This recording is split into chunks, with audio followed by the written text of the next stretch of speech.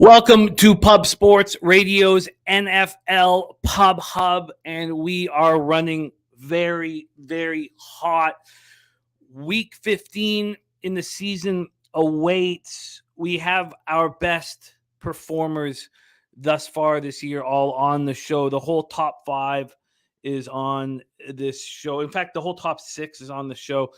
We have a great group of cappers here. I went 8-0 last week. I've cashed 10 straight. I cashed the under 43 in Seattle, San Francisco. I feel like I'm seeing the board clearly, and I'm extremely excited about everything that we're doing here on the show. Last week, 7 guests went to combined 31 wins, 16 losses, plus 13.47 units, not including my board sweepage. So it's excellent work being done by our guests and by all the cappers in the chat. It's just this is teamwork at its finest, because we're all fattening our pockets and building our bankroll because of it. Feels good. Can't say the same thing about the Circa Millions for Pub Sports Radio. We keep going up against Sharp Action. All 3 of our losses were against the Sharp Action. Bills -7. Sharps all over the fish. Ravens +2.5. Sharps all over the Browns and moved it to 3. Vikings -3.5. And the Sharps were all over the Colts. So, you see cappers, and you'll see it today. You'll see very strong cappers going up against Sharp Action. This isn't like a black and white thing, although I've made it a black and white thing for myself. But you'll see our number 1 performer, Bobano, showing no fear, going up against Sharp Action. Birdie, who's had an excellent season, is going up against some sharp spots today. You have to have a real strong angle. For me, I just won't do it. I won't do it under any circumstances. If I'm up against Sharp Action, I'll just stay off the game. Look, I love the Ravens. I wanted the Ravens this week, but when I saw all the Sharp Action on the Browns, the market moving towards Browns, I just stayed off. I find it pretty simple. Nuclear telling us that Quinnen Williams is out. Shout out to all the cappers joining us. We have Bobano popping off here shortly. We have a great group. Bobano, Big Ragu, Mr. Goldster, Birdie, Billy Brisbane, Noli Knows, and then Sharpie is our final guest, and he'll be taking us into his show, NFL Pub Zone. Joe Ortner, Fat Wally, Sky Dragon, Justin Irvin, Viper MB, Dave Beckett, Tori Coker, the Nuke Worker, Mike M, Tasha, Ryan Mueller. So many great cappers in the chat helping us succeed. It's group teamwork at its finest. Justin McElvey, Razor Sharp Picks, Von Polo, Gerald Jones, Shy, Archie, Nutflush, Allen, Jonathan Yim, Dana Delp, Coin, Lucas Ryan, Rob Garvey. A great group here in the chat. A quick review of what I have left before Bobano jumps on here. I have Philadelphia, Chicago over 48.5. The very cool temperatures in Chicago have moved this against me. I'm not too concerned. Jaguars +4.5. The talk about, is whether is this a public dog? And for me, it's not. 55% of the tickets does not make it a public dog. 87% of the cash gives me a lot of confidence in that spot. But there are cappers who got it at 6, and there are cappers who think this is a deal on the Cowboys. There's cappers that think that we're buying high on Jacksonville and selling low on Dallas, and those are all legitimate angles that you can have, and you need to have them if you're going to go up against Sharp Action. I'm on the Chargers team total over 23.5. That total of the game's gone from 45 to 47.5, 45.5 to 47.5, and then dropped to 46.5, which concerned me. I think looking back at the action now, when we know the Sharps are on the Titans, it probably would have made more sense for me to take a full game over to trust that the Sharps are on the Titans. I didn't. I wanted the Chargers in some form or fashion. I took the team total over 23.5, which may end up being a mistake. Packers team total under 24.5. I don't like the juice that I had to pay for it, -125, but it's my favorite spot on the board. I like it so much that I moved on the under 39.5 this morning on the full game. And then I'm on the Saints -4 at -115. You're going to hear cappers that we all respect on the other side of this, and that's part of the fun. For me, though, this is a must bet. And look, Ritter may prove me wrong, but 87% of the cash is on Atlanta, and it's been on Atlanta all week long, and the market continually moves towards the Saints. The books are continually opening their arms up to Falcons cash, and it's now even 4.5. I got in at the 4 at -115, but it's 4.5 at most books. That's my action. Richie Vegas in the house. What's the percentage of how... Oh, teasers win over the books, right? I can give you guys that, but that's going to take me a little while to put together. Rocco Rogers, Namaste J369. Great group ahead of us. Guillermo Zertucci. Let's get to work. Let's bring on your first guest. And man, has he been spectacular. He's been so consistent all season. So that he's done 10 weeks on our show, and he's had 3 really big weeks. In the week 14 was one of them. But it's his consistency that's impressed everyone. The worst week he's had is a 5-7 week. And we're talking about a capper who's given out 109 picks. So he's averaged 10.9 picks per appearance, and he's 63-46 plus 12.06 units. And at this point right now, he has a 6.5 point lead, or 6.5 unit lead on any other capper that's been here on NFL Pop-Up. So let's bring him on right now. Welcome to the show from Canada's Black and Yellow, Ian Cameron. Bobano, how are you? It's good to be with you, Jimmy. We're trying to finish the season strong. It's been a great season, but it's not going to matter if we don't finish strong. So let's keep it going. Yes, you perfectly put. Absolutely perfectly put. Let's get right to work, my friend. And we start with Eagles, Bears, Soldier Field in Chicago, Illinois. 24 Fahrenheit, mostly cloudy, 14 miles per hour is the wind. Let's go over to the line history here to get us started in this one. We have the Bears at 8.5. Pinnacle has not moved this off of 8.5 the entire time since it's opened. The juice hasn't even moved much from -105 to -111. This total opened up at 48, and it's sitting at 48. Now, some books did drop it to 47.5. They never did. I got in at 48.5. I'm a little concerned.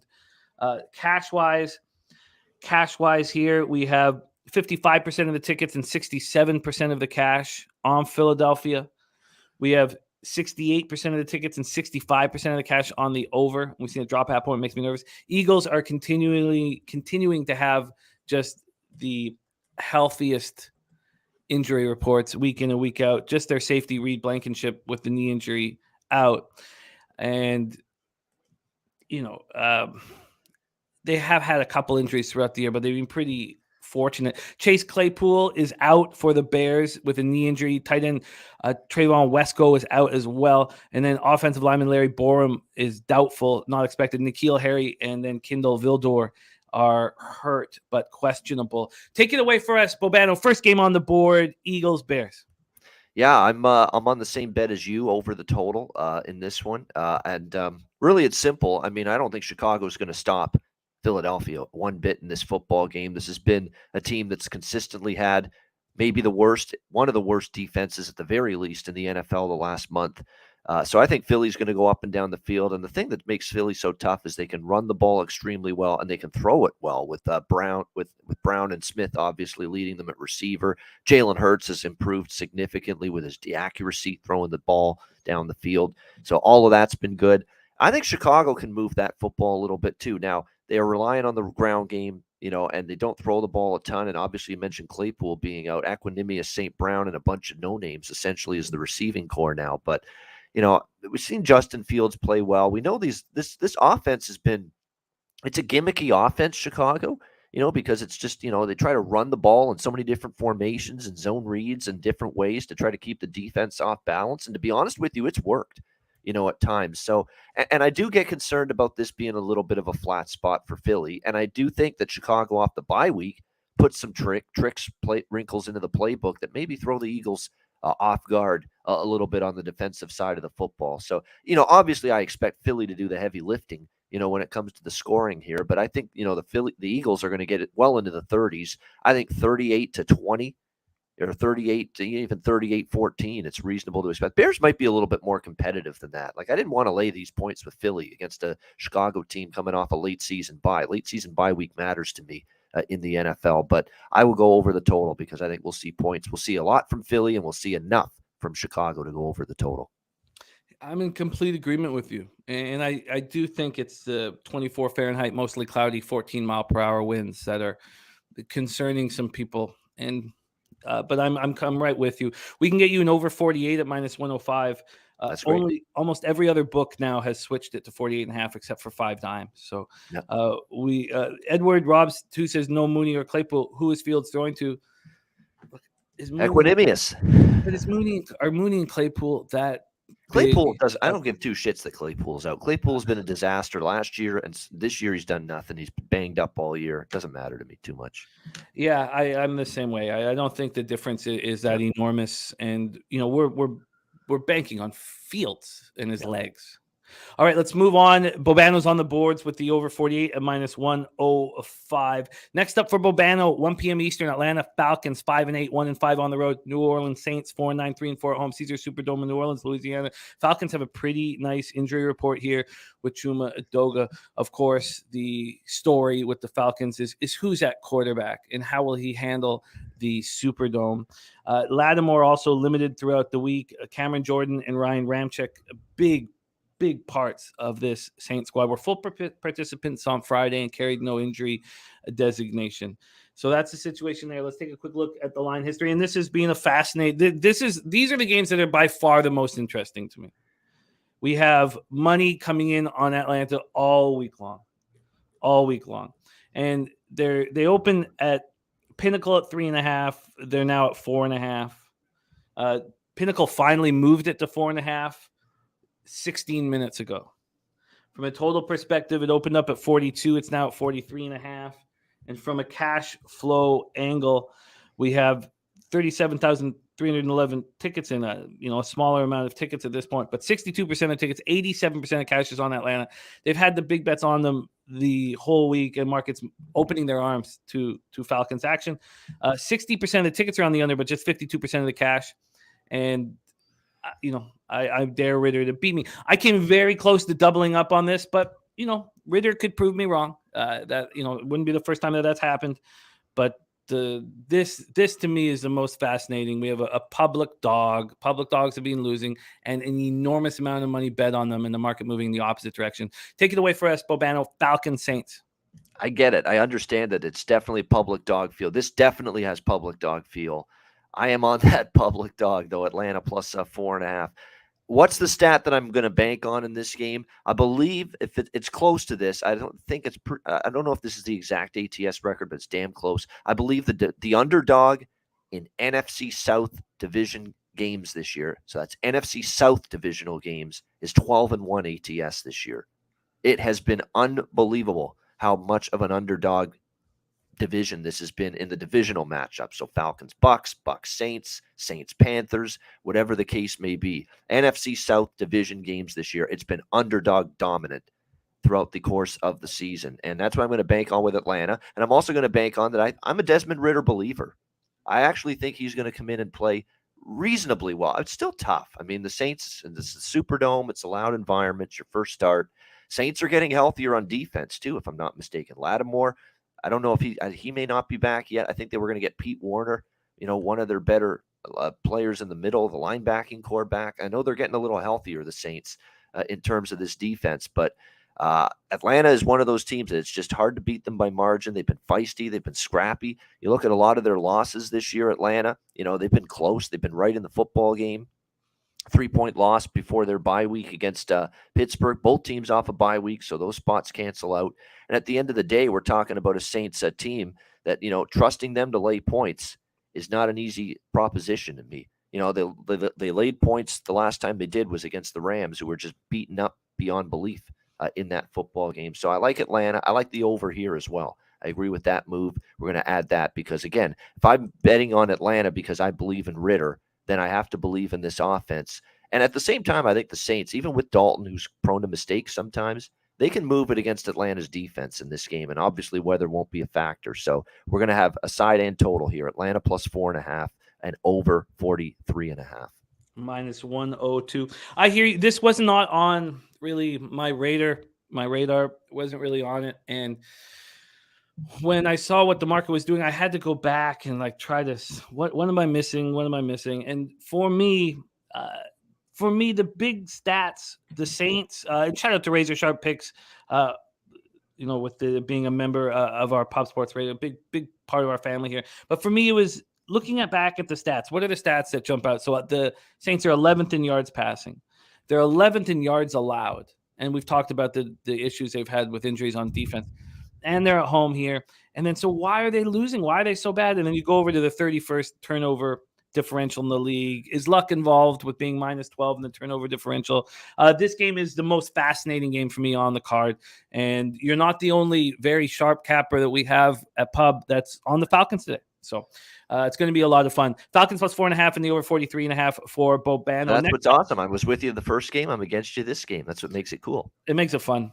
Detroit Lions 6-7, 2-3 at New York Jets 7-6, 3-3 at home. MetLife Stadium, East Rutherford, New Jersey, 40 Fahrenheit, mostly cloudy, 10 miles per hour. We've heard bad news, and there he is, Razor, gifting 5 Pub Sports Radio memberships. What a guy! What a great guy. So there's 2 things, big things going. Well, there's many big things. This one's wild. So you have Zach Wilson back at quarterback, and he has so much to prove.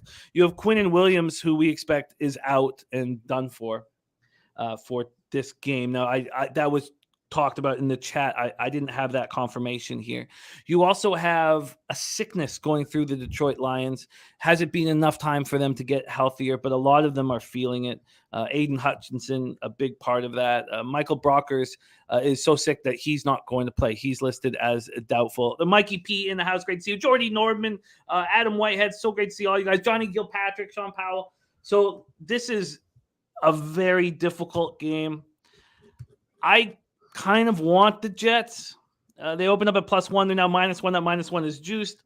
This total is at 47. I'll tell you the 2 bets. So I added 2 bets. I added the under 39.5 in the Monday Nighter, and I added the Saints -4. I came very close to adding the Jets and the Raiders. And I thought, you know what? Let's just hear what everybody has to say right now before I pull the trigger. Cash-wise here, the bigger bets are on the Lions. 57% of the tickets, 69% of the cash. That has given me pause. And then the bets are on the under, which is wild in a Lions game. But can the Lions offense travel in the cold? They put up 31 points the last time they were in this very stadium. But in that game, Goff only threw for 167 yards. 51% of the tickets, 83% cash on the under. Take it away, Bobano. Floor is yours. Lions, Jets. It does feel like a Jet spot. It really does. I can't. But I've been riding Detroit, as you know. I don't feel great about this. I'm going to take Detroit. I think it's +2 now in some spots, actually. +1.5. Let me just double check. But I'm going to be on Detroit. I don't believe in Zach Wilson. It's that simple. I think that was the best news I've ever heard. I'm not laying points with Zach Wilson. It's really that simple. Now you could say that the benching. You could say that the shame of him saying what he did after that New England loss is a wake-up call, and he's prepared his ass off for another opportunity. And now, because of the injury to Mike White, he's going to get that opportunity. But this guy has sucked at football. I mean, we talked about Markstrom and he saying he sucks at hockey. Zach Wilson sucks at football right now. And until I see something different from him, I have no issues right now betting against him with his team laying points. And that's with all due respect to improving Jets defense that has hung in there, that has played good football all year. But I'll also say this about that Jets defense. You said it. Quinnen Williams. It is a huge loss. Huge for this Jets defense. Do you know when the Bills put that game away offensively and started moving the ball late in that game? After Williams got injured. That tells you all you need to know about just how important he is to this Jets defense. I know there's questions about the Lions' ability to win on the road, for their offense to be as productive on the road, but they did go to this same stadium earlier this year, played in this same venue. It shouldn't be a shock or of any kind for them, and they beat the Giants. Now, the Giants aren't the Jets, but I'm going to rely on Detroit, and more than anything, this is just, I want no part of the Jets laying points with Zach Wilson under center. I get it. This is a very difficult game and a fun one. And I guess I'm leaning to staying off of it. We got to keep moving here. Lions +1.5, -105 was the best I could find. Okay. And are you off the total? with this total, you know what? I'm going to go over the total as well. This was on the fence, but I'm going to go with it. It's 44 or better. I said I'd go with it. I think it's 44 is the best you can get right now. Yeah. No, wait a minute. Betway has 43 and a half, actually, minus 115. Oh, wait. I don't see a 43. Where do you have a 43 and a half? Betway, 43 and a half minus Ontario 115. book. Yep. All right. Over 43 and a half, minus 115 for Bobano. We're just talking about that with Troy. There's so many moving parts to this total, but let's keep rolling here because we got a bunch of games still to go with Bobano. We have Ragu coming up next. Next up for you, Bobano, Steelers, Panthers, Bank of America Stadium in Charlotte, North Carolina, 45 Fahrenheit, 78 miles per hour. We were shocked that Kenny Pickett was even practicing, but he's listed as doubtful and he won't go. Miles Jack also listed as doubtful. That makes sense. The wild thing is we don't know if it's Trubisky or Rudolph or both because they were splitting reps in team drills. And then for this Panthers team, they're starting to play some really good football. You have DJ Moore and Laviska Shenault dealing with questionable shoulder injuries, ankle injuries, respectively. Xavier Woods, their safety and ankle injury is questionable. Big shout out to Troy Torrance. Thank you so much for your support, man. You're such a great capper as well. So you multi levels you help us with, and thank you so much for caring about us with the dono. That means a ton to us. Let's take a look at the line history here. We have. I kind of wish I got in on the Panthers at minus 2.5, but in saying that, there was sharp action on the Steelers the whole time, and now I saw threes on the board. It's still minus 2.5 and minus 109 here for Pinnacle. Total wise, this opened at 38.5 and it was down to 37.5. I almost moved on to 38.5 on Tuesday, and now looking back, I wish I did move on that. 37,311 tickets in. Still sharps on Pittsburgh, 44% of the tickets and 76% of the cash. That's a nice situation to be in if you're on Pittsburgh. I don't have the balls to take them. 74% of the tickets are on the under, and we don't have a cash flow. Take it away for us here, Bobano. We got to be tight. Steelers, Panthers.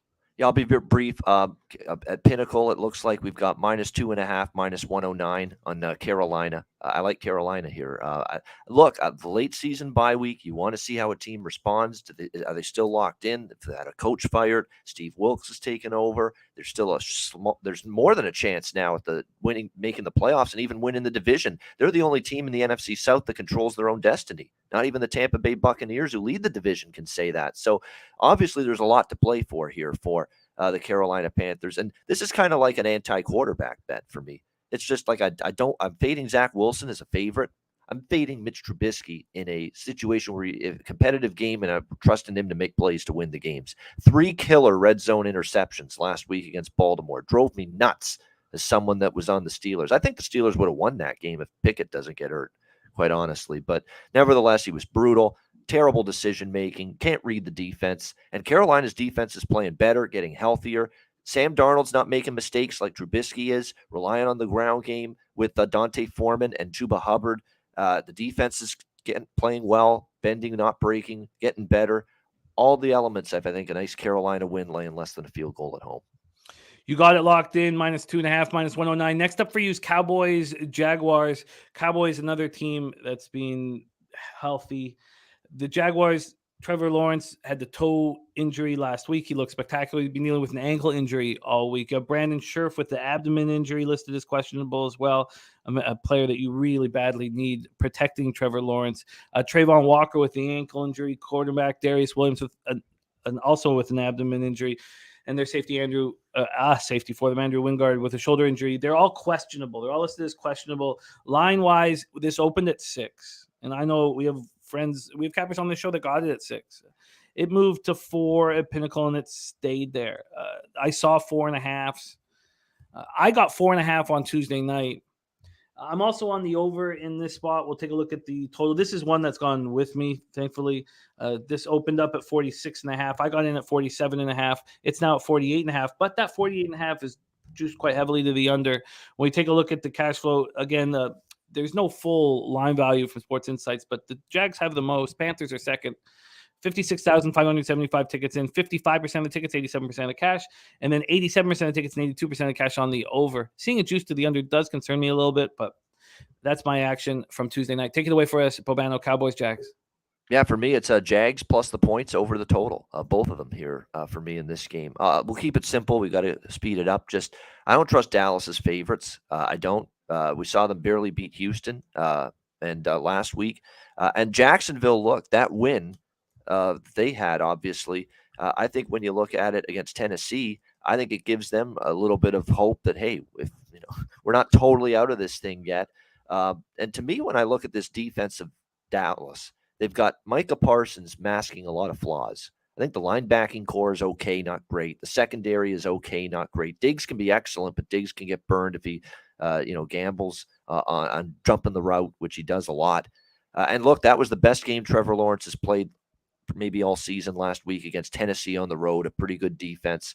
Maybe the confidence can build here in this game today, and I think he'll move the ball in that Dallas defense. But I'm also on the over, too, because I do believe Dallas will move that football well enough against still a shaky at times Jacksonville defense. So I like the Jaguars as a home dog and over the total as well. Yeah, and that total is kind of dropping. So you're getting 47.5 at minus 107 for the over, and 4.5 minus 105. There's only one book still laying the 4.5. I love that. I love that it's dropped down to 4 across the board. That makes me very thankful. Razor Sharp picks, top gamblers first glance is the Jaguars. Top play of the day. I love seeing that as well. Leo said it, thinks the Cowboys will win by 20. A lot of talk in the chat about whether this is a look ahead spot with this giant game against the Eagles on deck for the Cowboys. And we referenced that in the Bears Eagles breakdown as well. And great to see you, Jacqueline and Dan Kelly and Joey Harb, Alex Gagnon, Isaiah B. Next up is Chiefs Texans. And the Chiefs right now have Chris Jones sick, but we don't know at this point. He was limited practice all week. They held him out on Friday. So we don't know what's going on there. McCole Hardman practiced with the team, but they're not going to activate him.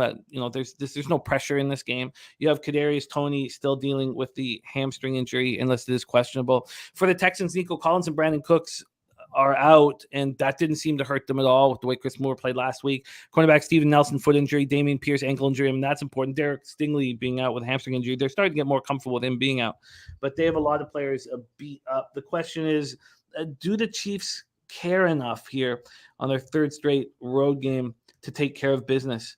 A bunch of us cashed with the Broncos last week and probably shouldn't have. Houston opening up at plus 14, now plus 14.5, but it's pretty juiced. So most 14s. This total opened up at 47.5, is now at 48.5. And we get over to the cash flow in this one. We have 40,657 tickets in. The Sharps are on the Texans. They're almost always. I mean, they weren't last week, and they took care of business against Cowboys. 41% of tickets, 72% of cash on Houston, and then 71% of tickets, 94% cash on the under. I thought about the under for a while, but ended up not moving on it. Let's hear what Babano has to say. Chiefs Texans. Yeah, I hope I'm not a week late on this because one of my bets, and I didn't use it on the show last week, was Houston plus 17 against Dallas. And I felt good about it. I didn't say I felt good, but I just said that's just too many points for Dallas to be laying, but I didn't feel great about it. I'm going to go with Houston this week, actually, plus 14.5. Kansas City with Patrick Mahomes is 10-13 against the spread their last 23 games as a road favorite of more than a field goal. 10-13 against the spread. You've lost money with Kansas City in this role. I mean, this is just, to me, too many points. This is a defense that's leaking a bit for the Chiefs. I mean, that's not good when you're seeing Brett Rippon and the Broncos, go through the back door multiple times against you last week in that game. And look, Houston's offense, they went with this dual quarterback scenario last week with Mills and with Driscoll. They used both quarterbacks, and it kept Dallas off balance a little bit. And look, obviously they're going to miss Damian Pierce, the rookie running back. It's a huge absence. There's no question about that. But I think at the end of the day, Rex Burkhead's capable. And you look at they were able to make plays down the field. Now, Kansas City will move the ball too against Houston. We know that's not a very good Houston defense. They're banged up there as well. So I like the over as well. In this game, over 48.5. I think 48.5 is probably the best that's out there right now. But yeah, I think we'll get over that number. Chiefs will put up, I still think, high 20s, if not 30s. I think you can get well into the 20s too if you're Houston. That offense and the way they gimmicked it up last week and used both quarterbacks kind of kept Dallas off balance. It can do enough against a Kansas City defense that on the road hasn't been nearly as good. So Houston plus 14.5 and over 48.5. You got it. Let's just pull. I know we're in a rush. We got Big Ragu waiting in the wings, ready to give us his looks, and he's been so hot on the show as well. But let's just take a quick look to see, because the 48.5 is getting cheaper over at Pinnacle. So let's just see if I can get what the price would be for a 48. Do due diligence here for that. Actually, good idea. I'm checking right now, right along Oh, with you. my bad. It's minus 109 to the over. I was looking at the under. Yeah. My bad. Okay. So over 48 and a half, but I can get you better than that minus 109. I can get you that over 48 and a half minus 105 at 5 dimes. So all right, that's good to me. Lock you in right there over 48 and a half. 14 and a half is minus 110, by the way. No, 5 dimes also feeding you that minus 105. Oh, for that. Very good. So let's roll on. 4:25 p.m. Eastern. 2 games left before Big Ragu. Tennessee Titans, LA Chargers, SoFi Stadium in Inglewood, California. The Titans aren't any healthier really than they were last week. They still are missing Treylon Burks on the offensive side of things, as well as CJ Board. Christian Fulton, groin injury, he's not coming back. Danico Autry, who they need badly, he's not coming back. Cornerback Trey Avery still concussed. Normani Hooker still out with a knee injury. And then the Chargers aren't really getting any healthier either still, but we don't know that. We need to know about Trey Pipkins and Sebastian Joseph Day, Bryce Callahan, because they're listed as questionable right now. So I shouldn't be too heavy against it. Derwin James not coming back, and of course still no Bosa. I moved on the team total over. I don't know if I've handled this right, and I don't want to get deeper involved. Sharps have been on the Titans all week. The Chargers opened up -3 at minus 106. That -3 is plus 111. So they've moved to 2.5. This total here, 45.5, is up to 46.5. It was 47.5 when I took the team total over 23.5. We take a look at the cash flow here for this one. 31,785 tickets, 46% of tickets, and 80% of the cash on the Titans. I mean, there's some advanced models or big pros that are making big bets on the Titans. And then 17% of the tickets are on the under, but 45% of the cash, which makes me think maybe I've made a big mistake. Take it away for us, Bobano. Titans, Chargers. Well, I was against the Titans last week with Jacksonville in that game, and I like the over in that game as well. I definitely like the over here, 46.5. That is an official play. 46.5 minus 110, I believe. Actually, minus 107 at PointsBet. Minus 107 at PointsBet with that over 46.5. I definitely think we'll see points. Titans will move the football here against the Chargers. I know the Chargers defense, which was riddled last week, did a good job against Miami. Now it's a bit of a different offense. Now you got to really defend the run, although Henry's been kind of inconsistent. They haven't been running the football as effectively last few weeks with Henry, but I think in this game, the Titans will have success running it. It'll open up the passing game for Tannehill.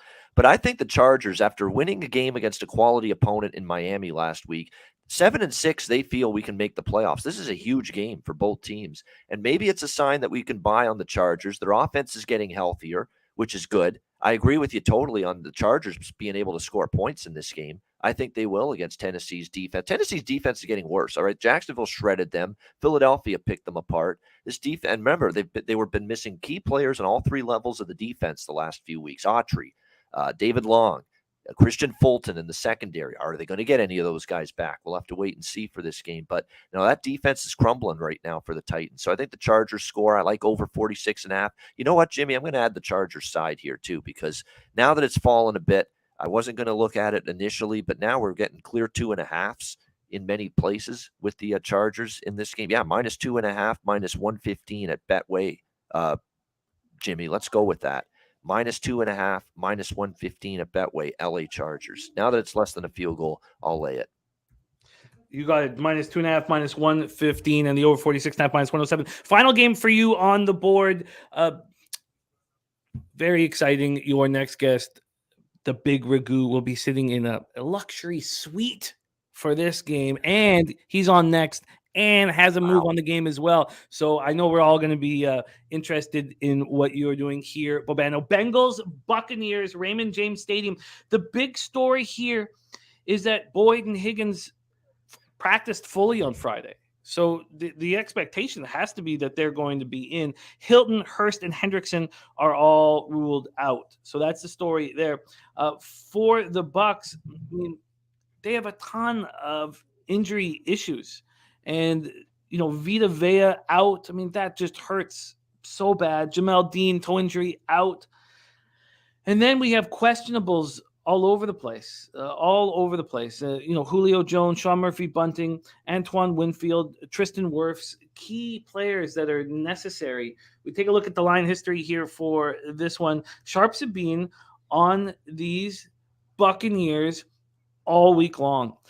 Plus 3.5, minus 112. It opened. It's plus 3.5, minus 113 right now. From a total standpoint, opened up at 42 and it's gone all the way up to 47.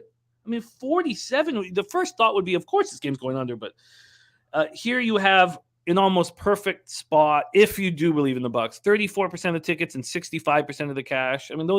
That's what I want if I'm backing a team. You have 45% of the tickets and 91% of cash on the under, and the books don't care. Confusing market, and I'm just off of this at this point. Take it away for us, Bobano. Your last game on the card: Bengals, Buccaneers.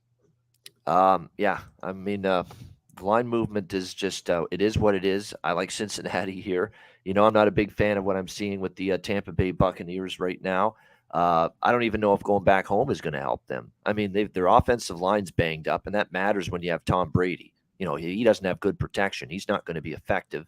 The defense and the secondary's been riddled with injuries. Are they getting Murphy-Bunting or any of these guys back in the secondary? Because that pass defense all of a sudden has been picked apart. And now that we're going to have Boyd healthy and maybe Higgins healthy as well for Cincinnati, it's going to be full bore with that receiving core against a depleted secondary for the Tampa Bay Buccaneers. So I think that's definitely concerning for Tampa Bay. Cincinnati's still in a battle with Baltimore for the division, although the loss yesterday opens the door even further for the Bengals to cement their place winning that division. Let me just see what we can get here with the minus 3.5, because I think it's a plus price at a lot of different books. Yeah, we can get minus 3.5. You know what I'm going to do? I'm going to go minus 3, minus 119 on Cincinnati. I'm going to get that minus 3 at Pinnacle on Cincinnati at minus 119. Let's go with that. Bengals laying the field goal on the road. They're just the better team at the moment. You got it. You absolutely got it. And Jake, I get it. Just like last week, Sharps on the other side of Cincy. I think they work with the book sometimes. Well, the Sharps are destroying this year, and they absolutely annihilated yesterday.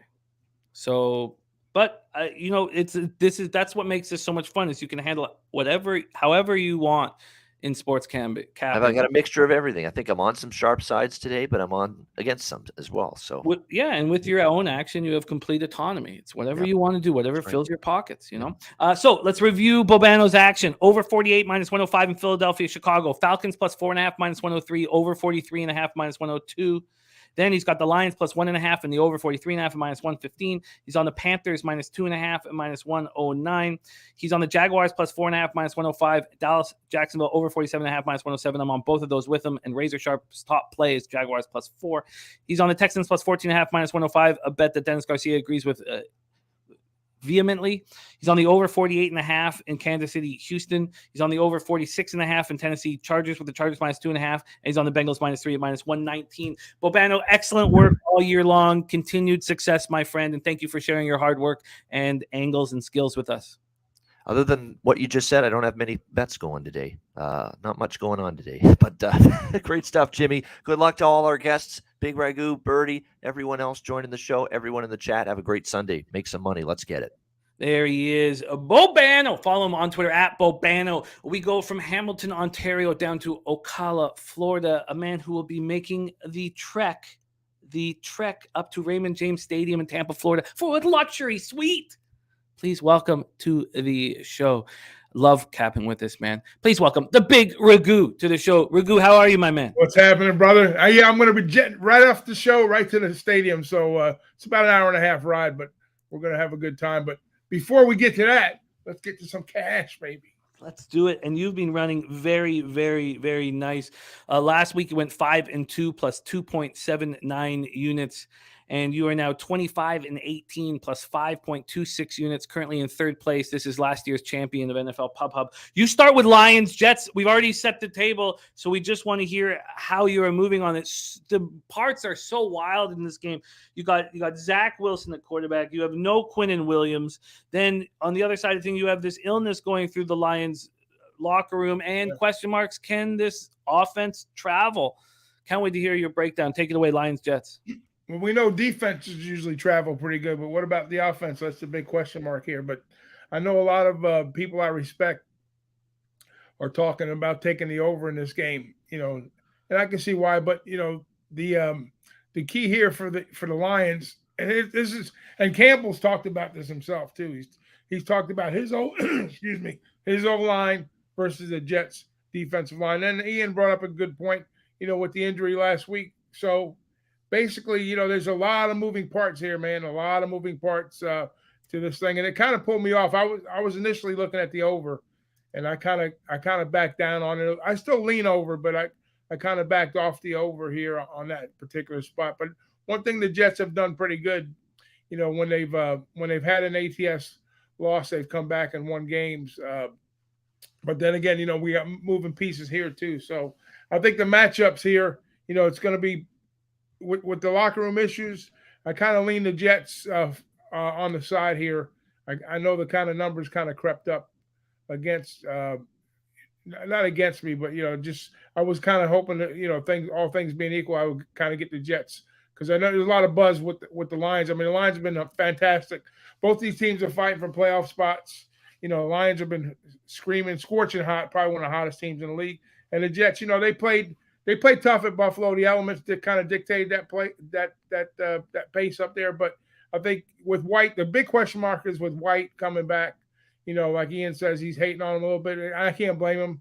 I'm not a big White fan, but maybe I kind of think the other way. I think, with him sitting on the bench, the Jets defense being able, I think the big difference is going to be, Sauce and Reed in the secondary. So I think that's going to be a factor here. So I'm going to take the Jets at home. I think the Jets kind of come back and they stay hot. They stay in the playoff hunt.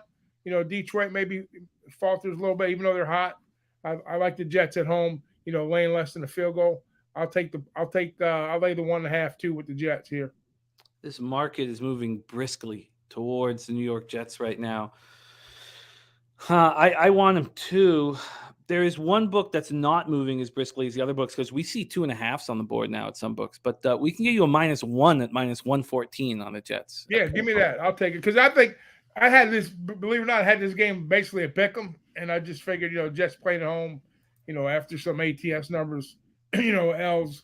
I mean, they did cover. Excuse me, I say losses. They come back. Last week they covered against Buffalo as a double-digit dog. So, yeah, they come back. I think the Jets come back and win the game.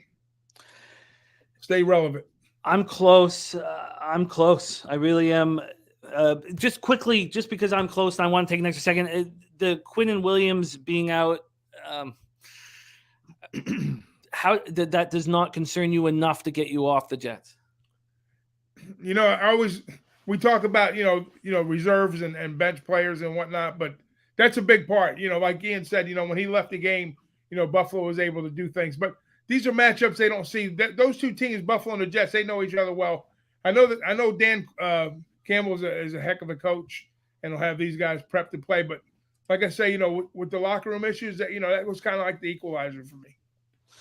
Yeah, no, I feel you. All right, Jets -1 at -114. I'm somewhat close.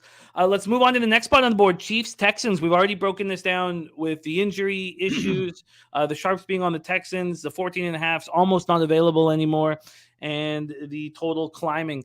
Take it away for us here, Ragu. Chiefs, Texans. Yeah, so what we've seen with the Chiefs, and we've grown accustomed to this, is them not getting to numbers, especially like Ian says, like more than a field goal. They've had some struggles, getting to cover the numbers. They're 0-4 the last 4 games after they scored 30 points, coming back, and they haven't covered the last 6 games, and then like you said, they get the rare back-to-back scheduling spot here. But they do score points on the road. They do score a ton of points. Kansas City, they do score over 30 points. They're averaging like 33 points on the road, giving up like 25. And Houston gives up, close to 4 touchdowns a game, where they score like, anywhere between 15 and 17 points. But I just think this is just one not an auto play, but I have a high propensity to play on teams that get in double digits, especially at home. I mean, come on, that's a lot of points to be given up. And what is Houston going to bring to the table today? With the rotation of Mills and Driscoll, do they go back to the well with that? Who knows? Lovie Smith, I'm not a huge fan of him. for an offensive mind. But I like what they did. I liked what they came out and they, played that Dallas game pretty tough. They, like I said, they were ahead of the game for like 95% of the game. And we know what Mahomes did last week, yielding, 3 interceptions to a tough Bronco D. Is Houston D, up to the task like the Broncos? Probably not, but I think they're offensively a little bit better. So, and Kansas City will give it up in the secondary. So I think Houston's going to get their share here. I think it's too many points, especially if the 14 the hook comes into play. I'll take it. Give me the Texans at home plus the points. And you will get it right now. The Houston Texans here. And the 14.5s are back now. Wow, they're back everywhere. So the least vig we can get you is at minus 105, but 14.5s are back. So get you the Texans plus 14.5. Sorry, 14.5 at minus 105 at 5 dimes. All right, let's move on. Next spot for you, Titans, Chargers. And we just had our guy Mike M with the pimp slap play today on the Titans plus 3. This one is another one that I'm just so excited to see what happens here. You've had the Sharps on the Titans all week, but they're not getting healthier. They're in huge trouble injury-wise. And Chargers could have some momentum after the Dolphins game. I could not go up against the Sharps on the side. I wanted to. So then I took the team total over 23.5 with the Chargers, which I don't even know if it's the right angle here. Probably should have just stayed off because I like the Chargers offense. I love those two alphas and Mike Williams and Keenan Allen on either side of Herbert, who is an elite quarterback. But take it away for us. Maybe you could shine some light and be very interested to hear if you are moving on the side here. Take it away for us. Titans, Chargers. I think you're inside my head or I'm inside your head with this one with the Chargers team total look. I like that look a lot. That was the first look that I came to on this spot here. I do like the fact that, they are getting a little healthier, especially with the receiver core coming. We know Bosa's probably due back next week. So I think the Chargers are one of these teams, like you said, they're picking up the momentum. And the Titans, I get it. They're playoff bound. If all things stay equal in the South, they right now they have 2-game lead. So and they want to play better football. They fired their GM a couple weeks back, I think it was. So I don't think Vrabel's got anything to look over his shoulder, but they definitely want to shake some things up. Especially after that loss to Jacksonville. So they're on a 3-game skid here. So now they got to go play a pretty hot, what I consider a good Los Angeles Chargers football team. I don't know. I know Henry set out for rest during practice this week. They've got some. They don't have any issues. They just got to kind of tighten some things up. So I think the thing is, with Tannehill's play, will he get pressure? From the Chargers defensive line, to kind of get him in there and try to make some moves on that offense. But I don't know. I think Derwin James is the only player that I think is, he sat out of practice this week. But I think overall the Chargers are getting healthy, and I think it's a good spot for them at home. I do like the team total, like you said. I like the Chargers. I had it at 23. You got it 23.5. I'll take that. And I'm going to buy in. I'm going to go against the Sharps on this spot here. I think the Chargers are playing too good of football right now, and Tennessee's kind of sliding the other way. So I think if I get under a field goal or less, I'm going to take the Chargers at home and lay it with them. Well, interesting. You're getting 5 cents better than me at the book I bet it at. And why I think that's so interesting is the Pinnacle has the team total over 23.5 at minus 137. But you're going to get it at minus 120 in the alternate team total in Bet 365. So that's wild. Yeah, there's something else here, Jimmy, too. If you go back, you can't go back on history and look at what's been done 20 years ago, that kind of thing. But if you go back and look at the history on this series, the home team has covered the majority of spreads. I think the last 8 or 9 times, something like that. And then the Chargers, even when they've been on the road, they've done well with this in this matchup here. So this is one of those things where I'm not going to say certain teams got their number, but if you go back and look at the history on this one, the Chargers have had pretty good luck against this Titans team. I like it. I like Eddie Oyer says Keenan Allen over 70.5 receiving yards. DX Father says, I think Titans do have a mess behind the scenes after the power grab by Vrabel. You have Coin who says dogs who failed to cover the previous week hitting at 59% against the spread. Tennessee applies here. You got it locked in. Chargers -2.5, -115. That's available at a couple different offshores. And then you have Chargers team total over 23.5 at -120. Next up for you is the game that you will be watching in person. Bengals, Buccaneers, Raymond James Stadium, 65 Fahrenheit, 78 miles per hour. We talked about the injury issues, and they're pretty good for the Bengals. Although, Hendrickson is not coming back from that wrist injury. Hilton also, and Hayden Hurst also, they're not coming back. But Boyd and Higgins practiced in full on Friday and probably will be there. And then the Buccaneers dealing with a ton of injuries. In saying all that, Sharps have been on the Buccaneers all week long. And before it was 26% of the tickets and about the cash it is now, 65, 69%. I was like, wow, God, I wish I liked them here. Now it's 34 and 65. So there's now tickets coming in on them as well. Not enough to, concern anyone, but still it feels like a sharp spot. Can't wait to hear your breakdown. Bengals, Buccaneers. Yeah, well, I got one rule. I don't bet against Tom Brady. But today I'm gonna have to maybe X that out a little bit, but in a different way, because I really don't like betting against Brady. I know they say he's aging, but I don't buy that. It's just Tampa. Like I said last week on the show, Tampa's issues are in the coaching. In my book, they're the play calling. The execution kind of falls onto the field a little bit. With some uncertainty. So, and then like you said, now you got Wirtz. Wirtz that's possibly not going to be a go here. Vay is out. And the secondary has been a shit show for Tampa's. And then you get a Cincinnati team that gets back, Higgins and Boyd coming. And that's going to just open up some more opportunities for Joe Money. All right. So Joe Money, this team here, I think they've 9-1 ATS. I mean, they've been on fire. And then Buccaneers, I think they've covered one game this year, which has been unbelievable. I can't believe that Tampa's only covered one game. Yeah. So 9-1 the last 10 for Cincinnati, and the Bucs have been 1-8-1 the last 10.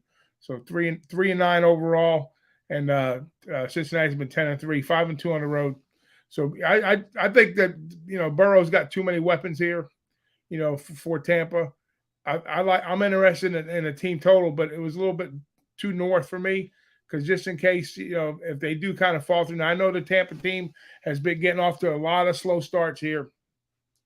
So I'm going to attack this two ways.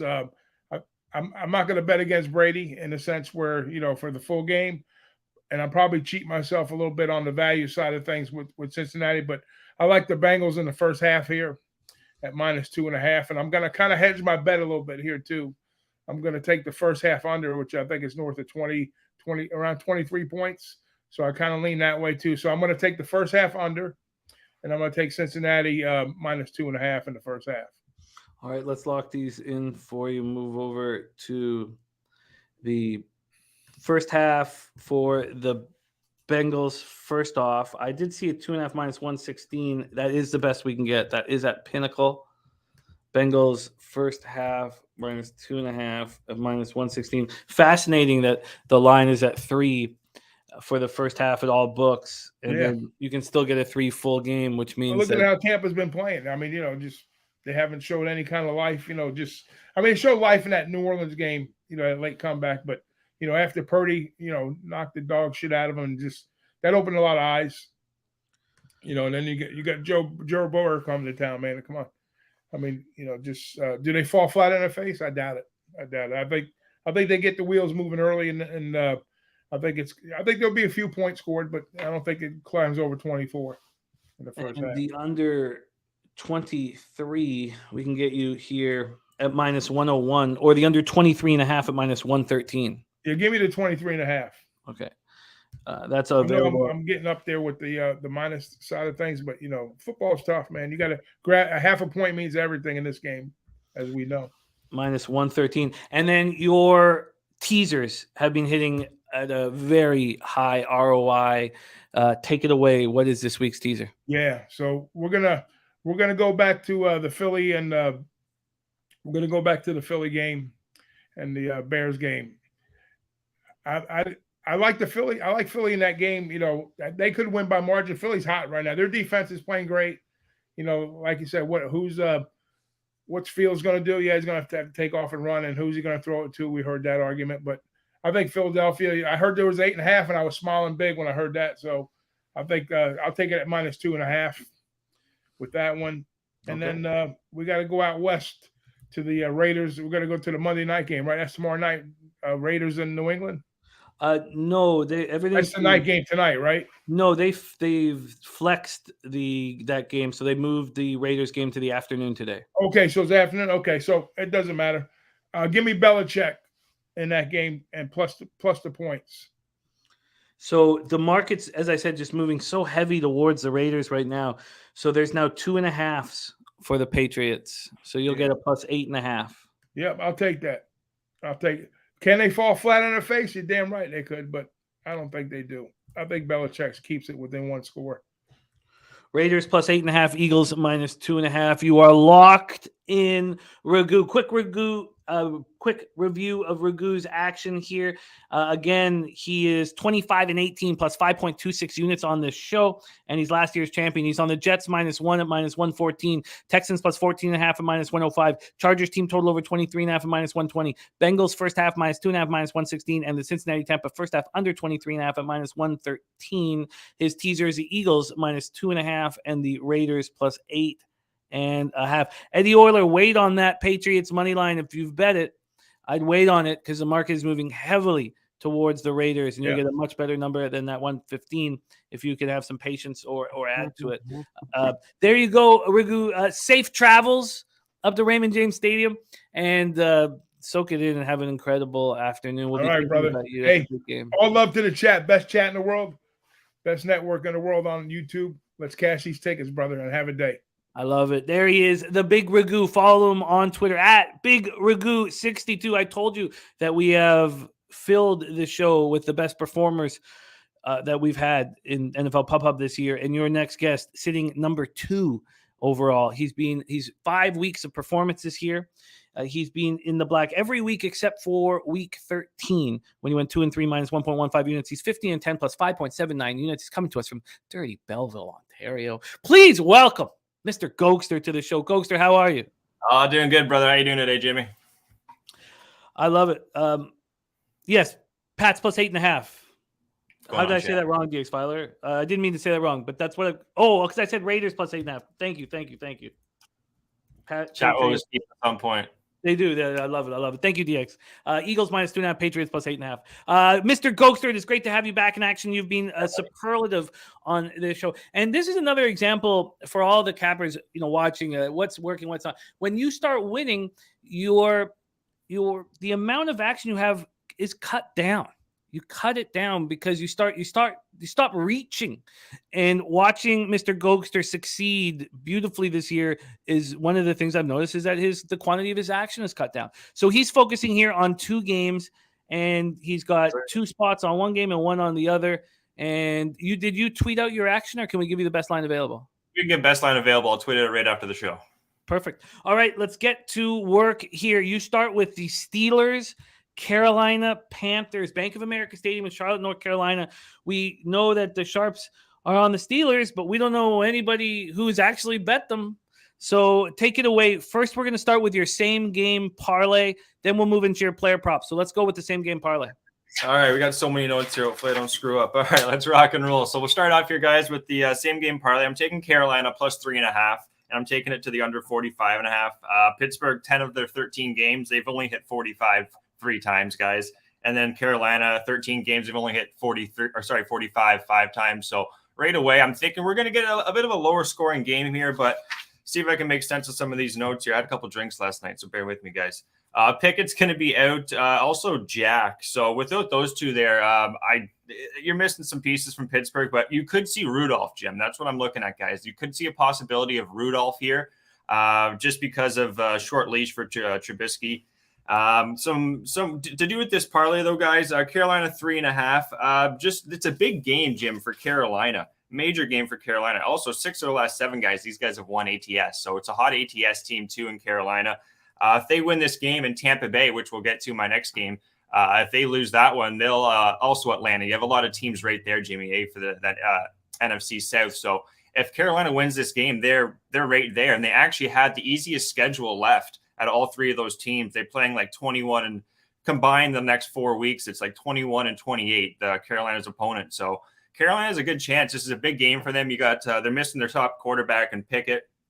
And also they're coming off that loss too, I believe. Let me just double check that. Oh, no, sorry, Carolina. Yeah, they won. They came back against Seattle. They're 30-24.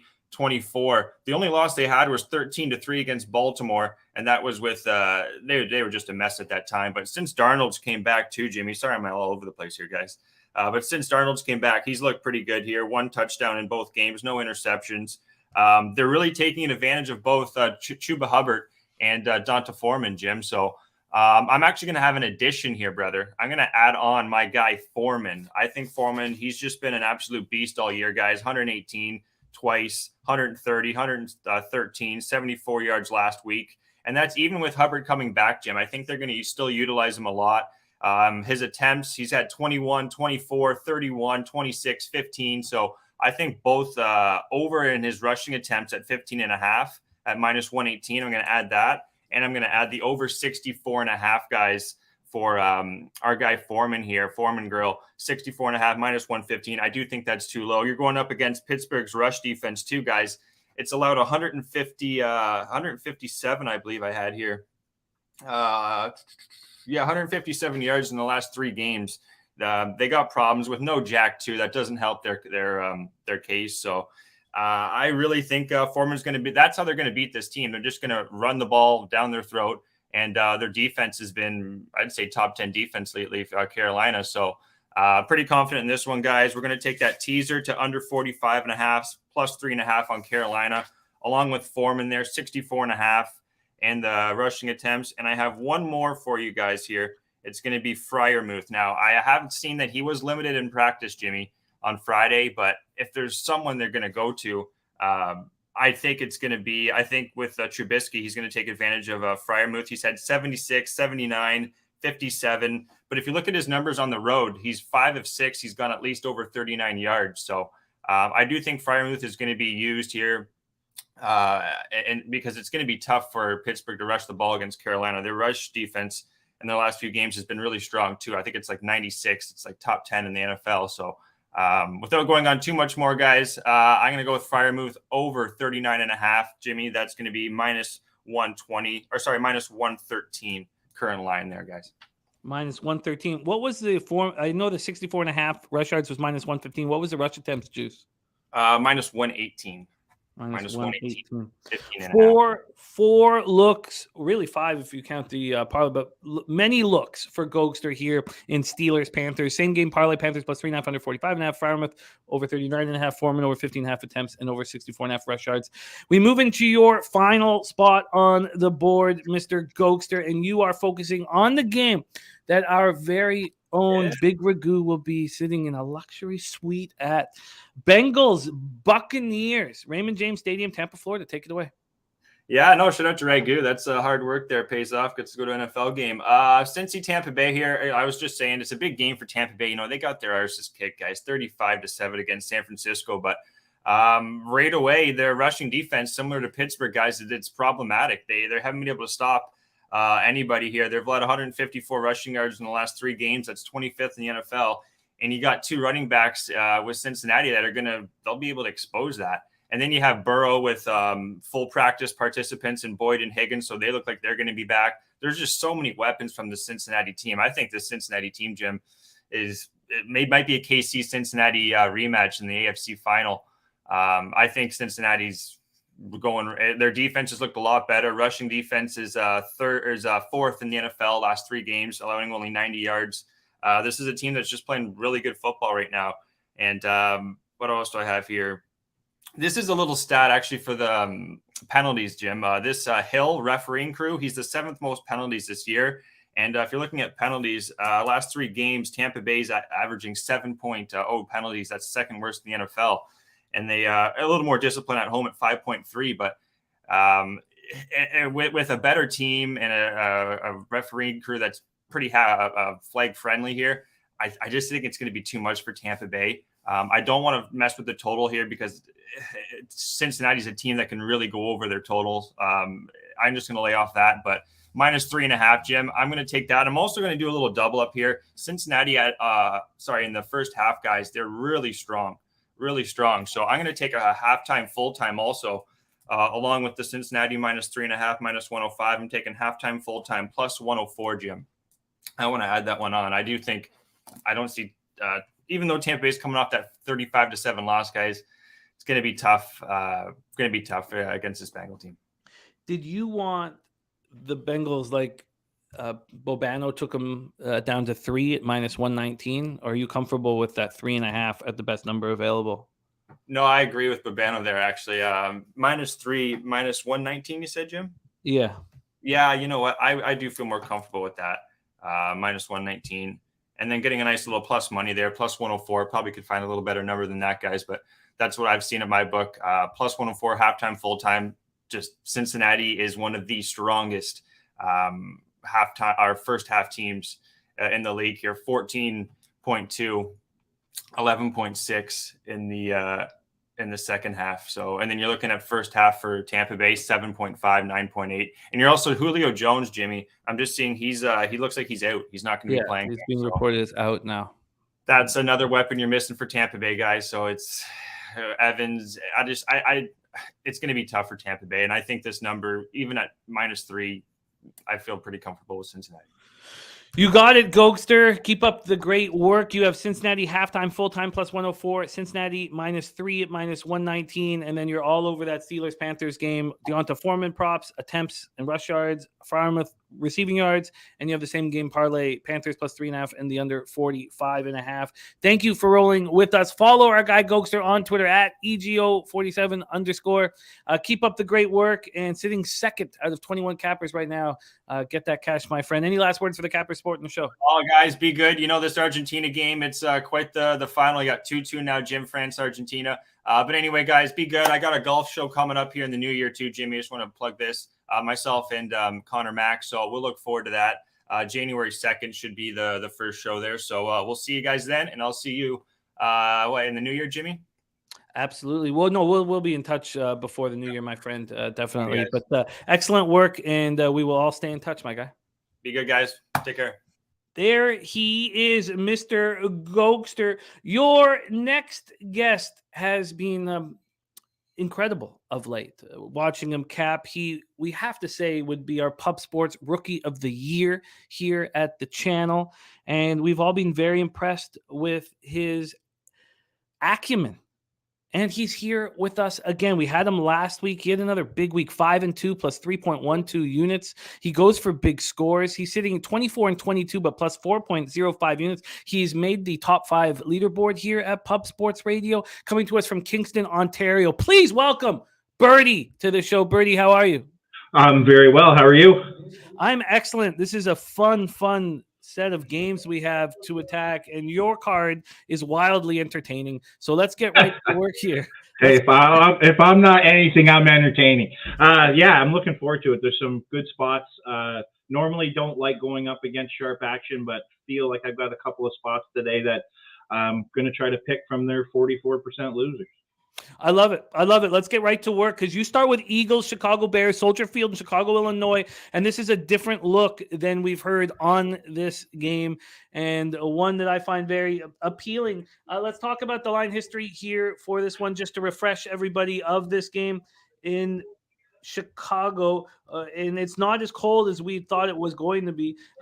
Plus 8.5 at -106, now plus 8.5 -105, so no movement there. The total opened at 48 -105. It's at 48 -106 at Pinnacle, so there's no movement there. And throughout this week, there has not been concerns that Philly is looking ahead at Dallas. You got 55% of the tickets and 67% of the cash on Philly, 68 and 65 on the over. I moved on the over on Tuesday night. Take it away for us, Birdie. Eagles, Bears. Yeah, so we talked a little bit about situationally last week, how it was such a great spot for Carolina. We're in the same situation here with the Bears, and actually it's probably even a bit better. It sucks betting a 3-win team versus arguably the best team in the National Football League. But I'm happy with this spot with the Bears and the points. The Eagles are coming off a division win last week.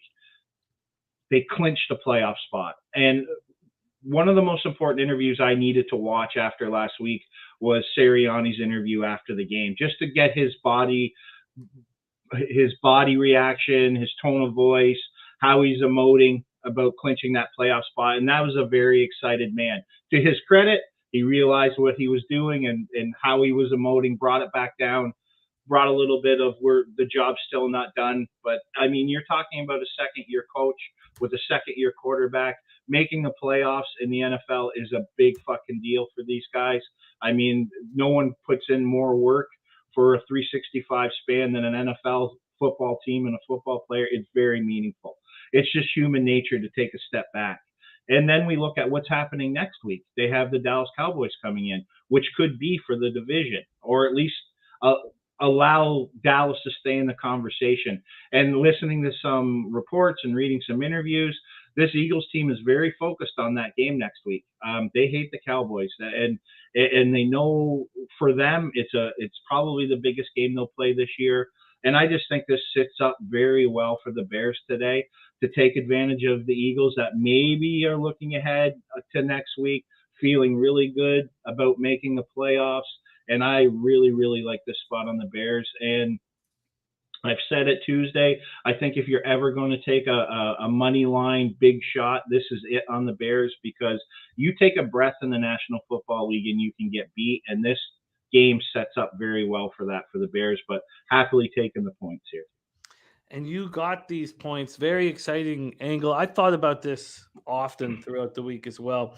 We can get you that +9 at -110 right now, and you have it. Bears +9, -110. All right, Birdie, let's roll on. Next up, Falcons, Saints. A lot of talk, especially off the top of the show with Bobano and I on other sides of the fence here. We've seen this line now move to, tell me it has moved to 5. They'll give me even more. Yes, moved to 5 across the board. There still is a 4.5 at a decent price at Pinnacle at -111. But this market just continually moves towards the Saints with all this money on Atlanta, 87% of the cash.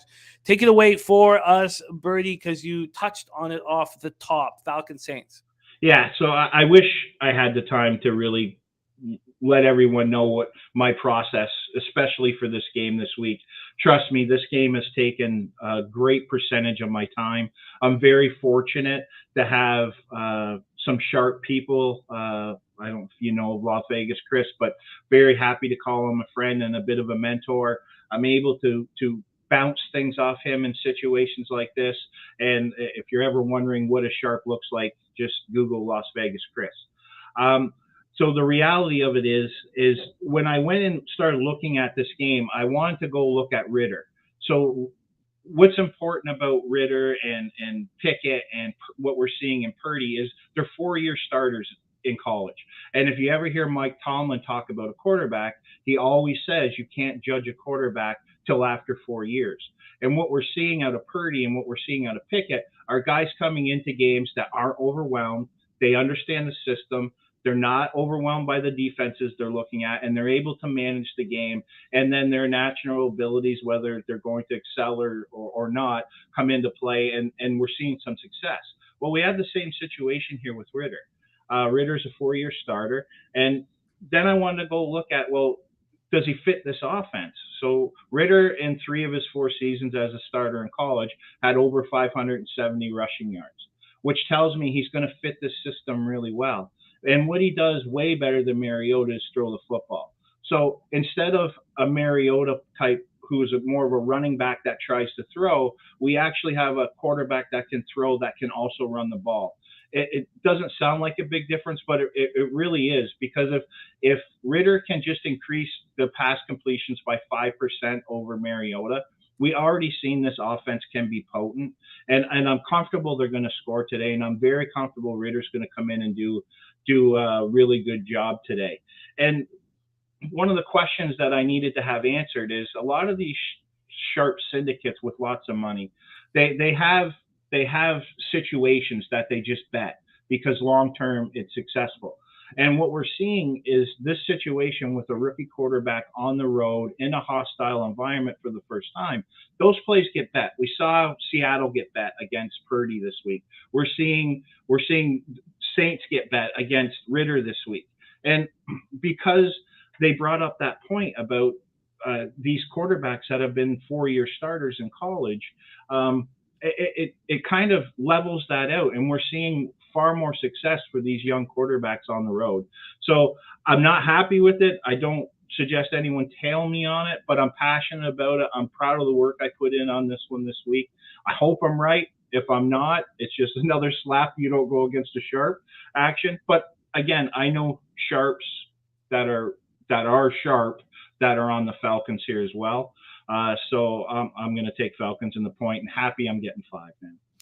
In your breakdown of Pickett, Purdy, and now Ritter, did the competition that Ritter faced in college, was that involved in your breakdown in comparison to the competition that Pickett and Purdy faced? In theory, no. I didn't go that deep. I don't know college football that well. I was more on the numbers. Did he improve from year 1 to year 4? Was he consistent? And he checked all those boxes. He came from Cincy, didn't he? Yes. Ritter? Yeah. So, I mean, Cincy plays a lower end schedule, if I know that right. I'm not a big college guy, so don't hold me to it. Like, they're not a bottom feeder. I mean, didn't they qualify last year for the playoffs? Or am I missing? Was that 2 years ago? No, it was not last year. They were undefeated 2 years ago. Yeah, so they're a quality team. So it's not like it's not like Ritter was in a situation where he didn't play some good teams and didn't have success. He did. So yeah, I didn't go into a game by game breakdown of each 3, just the similarities of 4-year starter and showing progression throughout their college career, and then matching what Ritter did in his career to what this Atlanta Arthur Smith offense is in Atlanta, and it's a perfect match. I love Arthur Smith, so Me too. it's going to be and yeah, Sauce Gardner was on that team too. Good call, Gerald Jones. I love Arthur Smith, and this game is now by far the most fascinating one of all. Yeah, of them. I love it. And you get +5 at -105. So I hope those sharps that were on Atlanta were telling everybody I'm going to be on Atlanta, but I'm going to wait. Let's move on to Pittsburgh, Carolina. You've got 2 spots here. One is part of a parlay piece, and the other is a total. So take it away. And yeah, Harold's saying Cincinnati lost to Bama in the playoffs last year in that first round of it. Take it away here, Pittsburgh, Carolina. Start with the total and then explain the parlay piece. Sure. I think we have 2 teams that are going to run the football here. We have 2 coaches that know they can't turn the ball over. We have a 3rd-string quarterback going in Pittsburgh, or second, however you want to class Trubisky and Rudolph. Well, we have a 3rd-stringer going in Carolina. These guys are going to protect the football. They're going to run the football. They're going to chew a lot of clock. Don't normally like taking these low numbers because a turnover or 2, it can change quickly, but I like the under here. I like how the under sets up for how I think this game's going to get played. As far as the Panthers go, you're going to see with a lot of my picks this week, I'm taking money line parlays here. There's a lot of middle situations I have personally set up this week in games. I don't have a middle set up here. I've never been on Pittsburgh, but I like Carolina getting the points here, and I'll tie them with another team later on the money line. You still have 137.5 left. All the other books have moved it to 37, under 37.5 at -109. And we'll discuss the parlay piece because it's in this next game. But you're also moving on a total here as well. And this total is skyrocketing. Mm-hmm. Talk to us about it. Bengals, Buccaneers. Talk to us about your total, and then it'll finish off the parlay. So I feel like I'm getting a bit lucky here. If it is a case where Higgins and Boyd are going to play, and it looks like they're trending that they are, this total moving up is definitely not unreasonable, and it should move up, which for me, I'm very happy it is. I mean, the Bucs just don't play in high scoring games, and really Bengals, like the Bills, they're very similar, where you feel like, God, we have a potent offense here, but they really don't. they really don't. They play good, sound defense. And this defense, what I love about them, if you look at what they've done in second half games and the adjustments they make, they basically shut scoring down for their opponent. So in order to hit an over of 47, 48, you need both teams to contribute. And I just don't see the Bucs being able to do that, even though with Hendrickson out. They still have Reader stopping the run. I just don't see the Bucs putting enough points here to contribute to this. Now, full disclosure, I'm on the Bucs spread earlier in the week, but for this purpose, because I do like this bet better, I'm going to take the Cincy money line and put it with the Panthers money line, and that'll be a money line parlay that I give here, and I'll take the under whatever the number we can get. Under 47 and minus 104 is the best line we can give you. Panthers Bengals parlay is at plus 167 at Pinnacle. Next up for you, and this is a parlay piece with the game that will follow, but let's start with this part of your parlay piece. Tennessee Titans, Los Angeles Chargers. Take it away. Okay. Again, full disclosure, I'm on Titans personally at a bigger number that I got earlier in the week.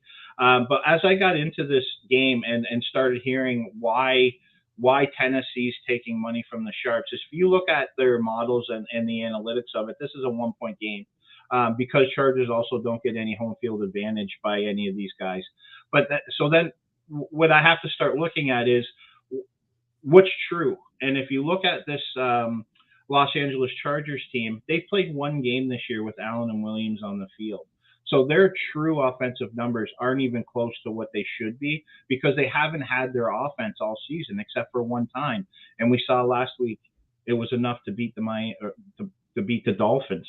I love your team total overlook here. I think you're getting great value because if this was a situation where Allen and Williams have played all year, you're not getting that number. So I really like the Chargers here. I'm going to take their money line. I'm going to take the spread out of it for this purpose. And again, I just think if I can get just a team to win and figure out a way to get a better juice and not pay juice, that's the way I'm going to attack this week. And you are tying the Chargers money line with your next spot on the board, New York Giants, Washington Commanders. We haven't spoken on this game yet. 33 Fahrenheit clear, 9 miles per hour. We have these Giants as a public dog, 67% of tickets, 83% of cash. It's a very similar spot to the Saints Falcons. The line has not been moving as drastically towards the Commanders, but it's a very similar spot where only 17% of the cash is on the Washington Commanders. And yet, let's move over to the spread. Sorry. And yet, we'll do a quick line history. Yet they are actually, it's back to 4.5. Actually, there's even a 4 on the board. Okay, so it's not as similar. So you're finally seeing traction towards the New York Giants. I have not seen that all week long. So that's interesting. The big question mark, of course, is Leonard Williams for the Giants. He practiced on a limited basis. He's questionable at this point. Saquon Barkley not on the injury report. Not given a designation, so he's going to be good to go. We're still waiting on Chase Young, whether he's going to be on the field, and this would be a spot that would be a good one for him at home. Take it away for us here, Birdie. This is the second part of your parlay. Yeah, I like the Commanders to win here at home. I'm just taking the money line as we kind of discussed. I do believe the value, though, if you're going to bet a side here, it has to be the Giants. So this breakdown is going to be the weirdest one probably ever on the show because I'm going to give you why you should bet the Giants on the spread. So the Giants are in a pretty cool situation here where they have to make a decision on Daniel Jones. We're talking $150, $200 million investment. And this is the first time in Jones's 3 or 4 years that he's been in New York that he's playing a meaningful game. And I'm sure he has a lot of people around him that are telling him this. This is a game that's going to either make Daniel Jones hundreds of millions or he'll be out of New York. This is a game where Daniel Jones has to play well. Not necessarily about winning, but he's got to prove that in these moments he can take this team that is not as good as Washington on both sides of the ball and at least give them a chance to win at the end. So for that reason, I would lean heavily on the Giants. Actually, can I add the Giants spread here too? I think you can. So for that reason, I believe the Giants are the play on the side here because it's important to look at what's happening, the game behind the game, then this is the biggest game of Jones's career. He could flop on his face. I mean, we still don't know yet. We still don't know. Eli Manning was able to win these games, and he looked very similar to Jones throughout his career on any given Sunday. But you put him in a big-time game, in a big-time moment, the guy showed up. And this is Jones's opportunity today to show that to the Giants and get paid. But saying that, I'm happy taking the Commanders' money line here and tying it. You got it. Chargers, Commanders, parlay plus 152, and then the Giants are plus 4.5. Your next parlay, we're going to combine it because we're tight for time. It is the Cowboys and the Packers. Start with the Cowboys, then roll into the Packers. Okay, so I got the Jags plus 6. As the week's gone on, no one's picked the Cowboys, and I don't think I've seen one person on the Cowboys. My initial reaction was Cowboys got another offensive line injury, took the plus 6, perfect. Then as I have time and get into games, I forget about Justin Peters. He's healthy. He's a veteran. That offensive line does not take a step down today. If anything, they get better in the run game with him playing. So I'm really worried about this 6. Sorry, I know there's lots of folks on the Jags today, but I'm really worried about this plus 6. And the Giants coming off that last second win against Houston, the likelihood of a look-ahead spot here is really probably quite low off that near loss experience at home. So I think from a focus standpoint, even though they have Philly on deck and what that game means, they got to get to that game in order for it to have meaning with a win this week. So that's why I ended up with the Giants money line here. And the Packers, I'm just taking the Packers at home just to win outright, not touching the points. I do believe, though, if you are on the Rams, be careful because this weather playing in Green Bay in December, I know the Rams have looked good the last few weeks, but I'd be very worried here thinking they can cover a spread. I'd be very leery. You got Packers, Cowboys, moneyline parlay minus 101. And quickly, you don't need to break it down because all these games are involved. Let's talk about your final parlay for the big score. So I'm going to go with the Bears plus the points, Falcons plus the points, and the Panthers money line. I think it's around 550. The Bears, do you want the number that you asked for, the 9? No, you can just give me whatever's on the market now. The Bears plus 8.5.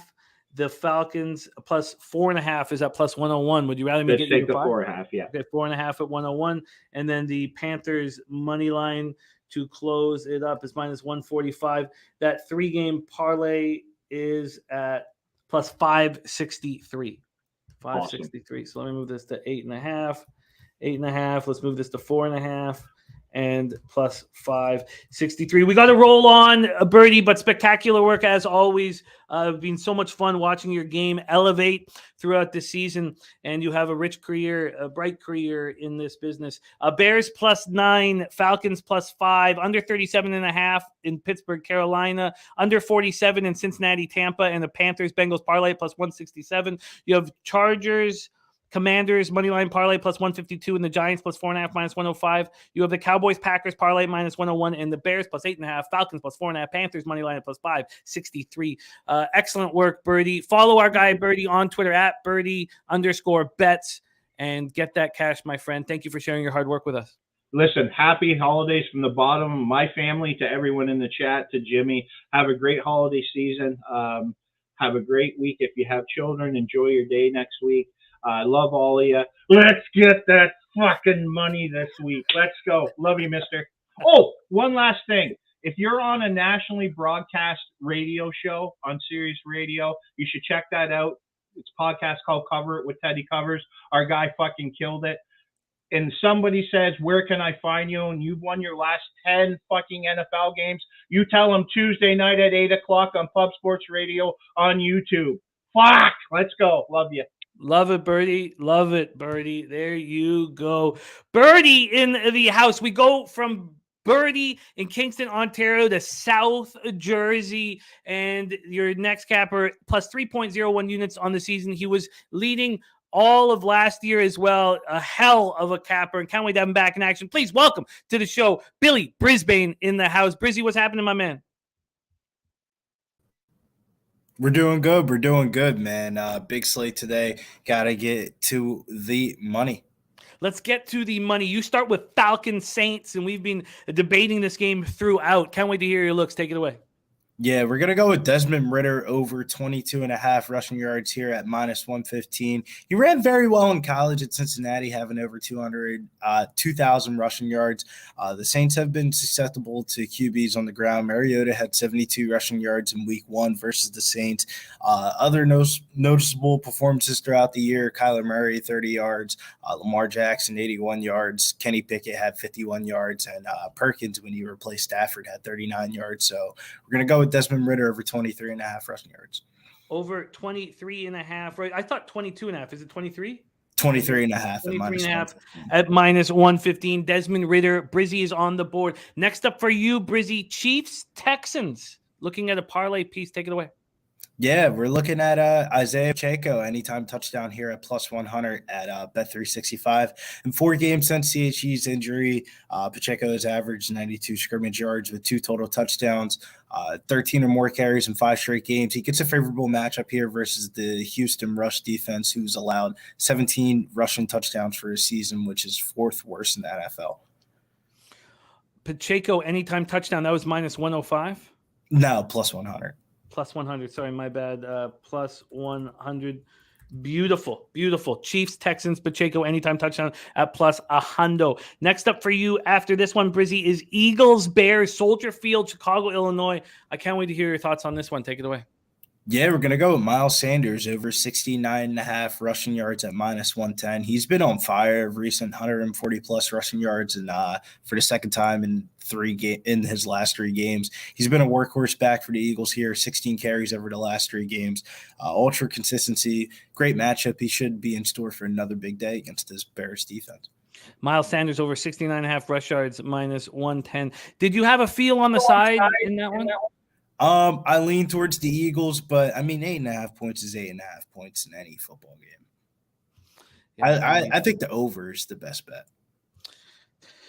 Yes, I'm on that very over. Final spot for you on the board here is Cowboys, Jaguars for the player props. Rocco Rogers, loving your look on Miles Sanders. Take it away here, Cowboys, Jags. Yeah, we're going with 2 plays here with CD Lamb over 69.5 rushing. I didn't mean to say rushing, receiving yards at minus 110. I expect a lot of points to be scored in this Jacksonville game. They've been acceptable to just the pass. They've allowed the 6th most receiving yards, so this is a solid bounce back spot here for CD Lamb. 48.5 over under. So I like his anytime touchdown prop as well. Plus 135, ranking 7th in the league in red zone targets since Dak's return. I think he finds the back of the end zone here. So 2 plays. CD Lamb over 69.5 receiving yards at minus 110, and then his anytime touchdown prop at plus 135. I love it. I got them both locked in for you. CD Lamb over 69.5 receiving yards and anytime touchdown at plus 135. Brizzy, I want you to get hot here as we close down the season. You were on just a spectacular run all the way up to week 10 here on the show. He's got Desmond Ridder over 23.5 rush yards. Isaiah Pacheco anytime touchdown at plus 100. Miles Sanders over 69.5 rush yards. CD Lamb over 69.5 receiving yards and anytime touchdown at plus 135. Follow our guy at Gettin_Bills_. Love capping with you, Brizzy. Keep up the great work. Get that cash today. Any last words for the cappers supporting the show? Let's get to this money, baby. I love it. There he is. Billy, Brisbane. We go from South Jersey to Long Beach, California for our next guest. Our next guest has been with us on 4 weeks. He's won every week he's been here. Every single week, he's now 9-4 plus 4.7 units. The man is making unders great again. Please welcome from the LBC, Noli Knows to the show. Noli, how are you, my man? What's going on, Jimmy? A little under the weather, but a good time for unders. Plenty of weather out there. Good weather for us. Watching this World Cup still, but excited to be here. Thanks for having me. I love it. Let's get to work, my man. You start with Steelers, Panthers, Bank of America Stadium in Charlotte, North Carolina, 45 Fahrenheit sunny, 8 miles per hour. We know that Noli focuses on the totals here. So let's touch on the line history of this total. Steelers, Panthers. We've already heard our guy Birdie going underneath this total from a line history standpoint. Opened up at 38.5 and is dropped now to 36.5. You can still get 37, so this total is dropping fast. And we go over to the cash flow. It's a little. Oh, we don't have a cash number on this one. It's the only one we don't, but we know that 74% of tickets are on the under. Take it away for us, Noli. Steelers, Panthers. Yeah, big game here. Big game here, definitely for Carolina. Trying to stay in contention in that division. And nobody wants to take that division for grabs. You got a subpar 500 team that's gonna take the division. So still fighting for their lives here, going against a tough Pittsburgh Steelers defense. A defense that looks a lot better with Watt at the helm. But one thing we've seen from Carolina Panthers, they've introduced this, what they call an Arby's package. They got the beef. They had 3 extra linemen to their offensive line to pound the football. Watt alluded to it. He's like, it's definitely more beef on the line. And the reason for it, they love to run the ball. They love smash mouth football, and that's the two styles that we see going against each other here today. Teams that are going to focus on trying to run the ball, and 2 quarterbacks that I just don't have a lot of confidence in.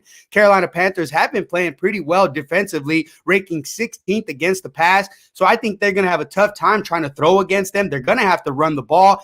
And I think that's going to be a tough task against this Carolina Panthers team. 2 teams that like to run the ball a lot, love to run the clock, and that's where I'm leaning towards the under. You see 19-16, 14-16, 23-10, 13-3, some of the totals that you've seen over the last few weeks from this team.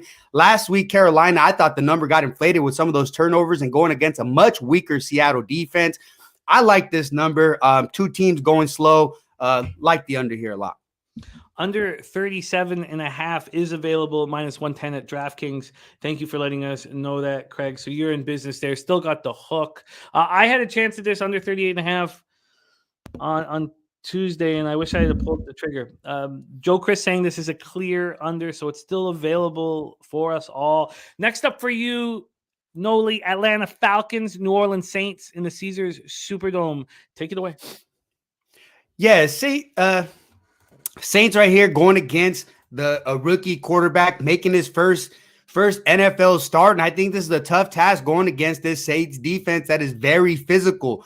This is a team that's going to make you one-dimensional. They rank 9th in the NFL in passing yards, giving up just 203 passing yards per game.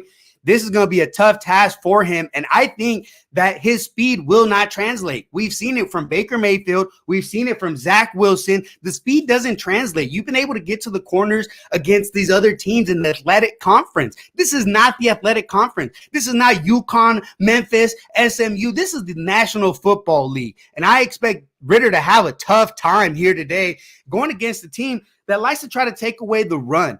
Falcons have struggled to get the run going. They look like they got decent numbers, but some of those running numbers are for Mariota. And this is not Mariota. I don't think Ritter's as fast as him, and I don't think he's mentally ready to take on this type of team. I know he's coming off a bye, but for me, no, this is a very tough ask. I like the Saints a lot here in this spot.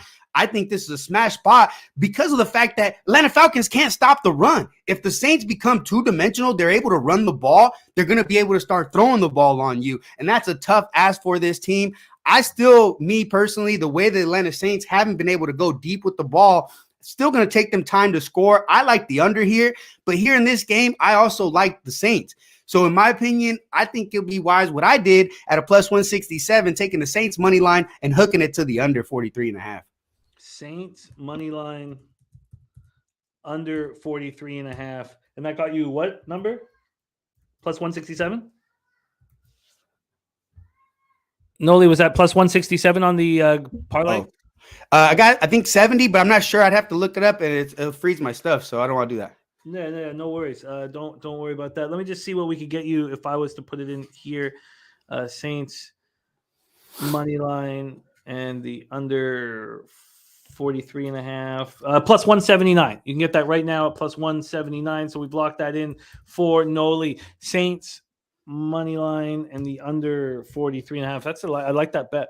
I like that bet. The final spot on the board for you is our Sunday nighter. This is our live bet stream game. Noli, I know you're under the weather, so no pressure, but man, we'd love to have you on for this one. We have, where do I thought I had this up here, but it is our Giants, Commanders spot. Oh, yeah, I have it with Birdie because Birdie used it as part of a parlay piece. Let me just grab it right here. Here we go. Giants, Commanders. FedEx Field, Landover, Maryland, 33 Fahrenheit, clear, 9 miles per hour. We still don't know about Leonard Williams. He's such a big piece to this puzzle. We also don't know about Chase Young, whether or not he is going to be in. The market was moving towards Washington all week, but it's been coming back a little bit. So that's the situation we have now, coming back a little bit towards the Giants. Take it away, Noli, your last game on the board. Giants, Commanders. Yeah, a bit of a deja vu here. Once again, New York Giants versus the Washington Commanders. Total set at 40.5. Last time got bailed out with the tie, but that game, if we watch that game very closely, that was a 13-13 tie at halftime. So they produced 2 touchdowns in the second half. How did the Giants score? A fumble on the 20-yard line, and it took them 5 plays to go those 20 yards to get their touchdown. That's how the only score the Giants had in the second half.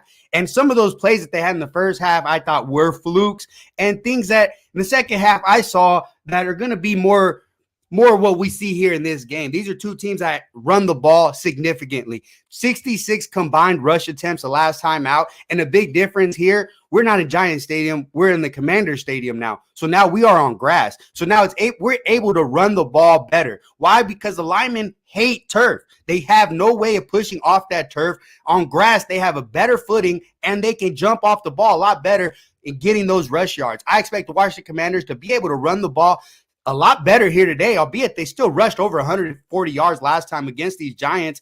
And the Commanders' defense is pretty legit. You look at them, they rank 7th against the pass. They ranked, I think, 8th or 9th against the rush, 8th against the rush. And so this is a Washington team that relies on the defense and is going to run the ball heavily. I see over 40 rush attempts from the Commanders here today. I also like the Commanders a lot here today. I didn't do the parlay like last one, but I like the under 40.5 a little bit more. But I'll tell you what, I'm very close to hooking that Washington Commanders money line. I see them romping the Giants today. I like that as well. I've been trying to find, because at this point, Sports Insight's claiming that 99% of cash is on the under in this one. And I've been waiting for a signal from the books that they're concerned about the under. And finally, Pinnacle's moved it to 40, but I'm waiting for more of that. The under 40.5, we can get you at minus 107 at 5 dimes. Again, Noli has been in the black in every single one of our shows here on NFL Pub Hub, doing his thing. Under 40.5 minus 107. Quick review of Noli Knows his action. 9-4 plus 4.7 units on our show. He's on the under 37.5 in Pittsburgh, Carolina. He's on Saints money line in the under 43.5 as a 10-game parlay at plus 179. And he's on Washington, New York Giants under 40.5. Beautiful work, Noli. Thank you for taking the time to rock with us. And I know you got a ton of cash up for grabs here with the winner of this World Cup final. So go get it, my man. And thank you for making time for us. Oh, yeah, thank you. And also for that game with the Saints, I did take it the under by itself, and then I 2-picked it as well. That's just my way of going it. Yeah, sure. That's just my way of going about it. The parlay is like a bonus. I'm more of the under guy still. But you want it both here. That's cool. Let's lock that in for you if you want both. Double up. Under 43.5, we can get you that at minus 108. Under 43.5, minus 108. Locked in. Yes, Wild Hound. I've been hearing about it. It sounds like it's been a good one here. But we're making money on our football here, Wild Hound. But I heard that it's been a big one. Thank you for rolling with us, Noli. Follow Noli on Twitter at Noli Knows. And love having you here, my man. We head down the highway a little bit for our next guest. And he's the star of NFL Pub Zone, which is getting rave reviews here on our channel. It's in 15 minutes. It's right after this show. And hopefully that you're taken directly to that show. So, Jose, if you could do that, make sure that that it's directly to our guy coming up to us right now. His name today is Not So. Please welcome Sharpie's picks to the show. Not So, how are you? Oh, I had to go back to what my Pop Warner coaches called me. And, since my name's Sharp, really, in real life, I was always not so fucking sharp, bro. So after last week, getting my butt cheeks pulled back and you forcing me to come back on, I'll show up and you may want to fucking fade this guy today, or you may not, because I'm gonna bounce back. So let's get into this shit. Oh, I love you, Sharpie. I love you so much. Sharpie, you start with Chiefs, Texans. I can't wait to hear your angle on it. So the floor is yours, my man. This may be a first for your show, bro, but I'm not going to give out a fucking prop because guess what? These pre-props, they've been fucking kicking me in the balls. So this is what has been working for me. And I'm going Chiefs first half team total over 16.5 at -120. Now, we know the Chiefs are a 2-touchdown favorite, and that's fine. Most of these big favorites have been a 16.5 as a 2-touchdown favorite versus this Texans trash-ass D. 29th in total yards, 26 in points allowed. And over the last month, the Texans have played 2 top 5 offenses, the Dolphins and the Cowboys, and both had 17 or more points at the half. To me, the Chiefs is the best offense in football, and when I get a chance to run this up versus the Texans, I'm going to take it. So I'm on the Chiefs first half team total over 16.5. I like it a lot. A sign that Pinnacle is uncomfortable with it. They've got it at 15.5 at -135, and they're not going to give you a better line for it. So I got it at -125, and then the offshores dropped it to 15.5 at -150 this morning. So oh, I was wow. like, So 16.5 at -120 is what we're using here, though. yeah, so that's where I got. I love it. Let's rock on. Next up for us, Eagles, Chicago Bears. A lot of us are on the over in this game, and we've heard only a couple of Birdie on the Bears as a side, nothing else. Can't wait to hear your thoughts. Take it away, Eagles, Bears. I'm going to triple up on one fucking player. Me and my boy Nilo already got in on this shit, so here we go. Miles Sanders has the best matchup from the gods in front of him this weekend. The Bears defense is 11 versus the pass, 27th versus the rush, and 30th in the league in points allowed.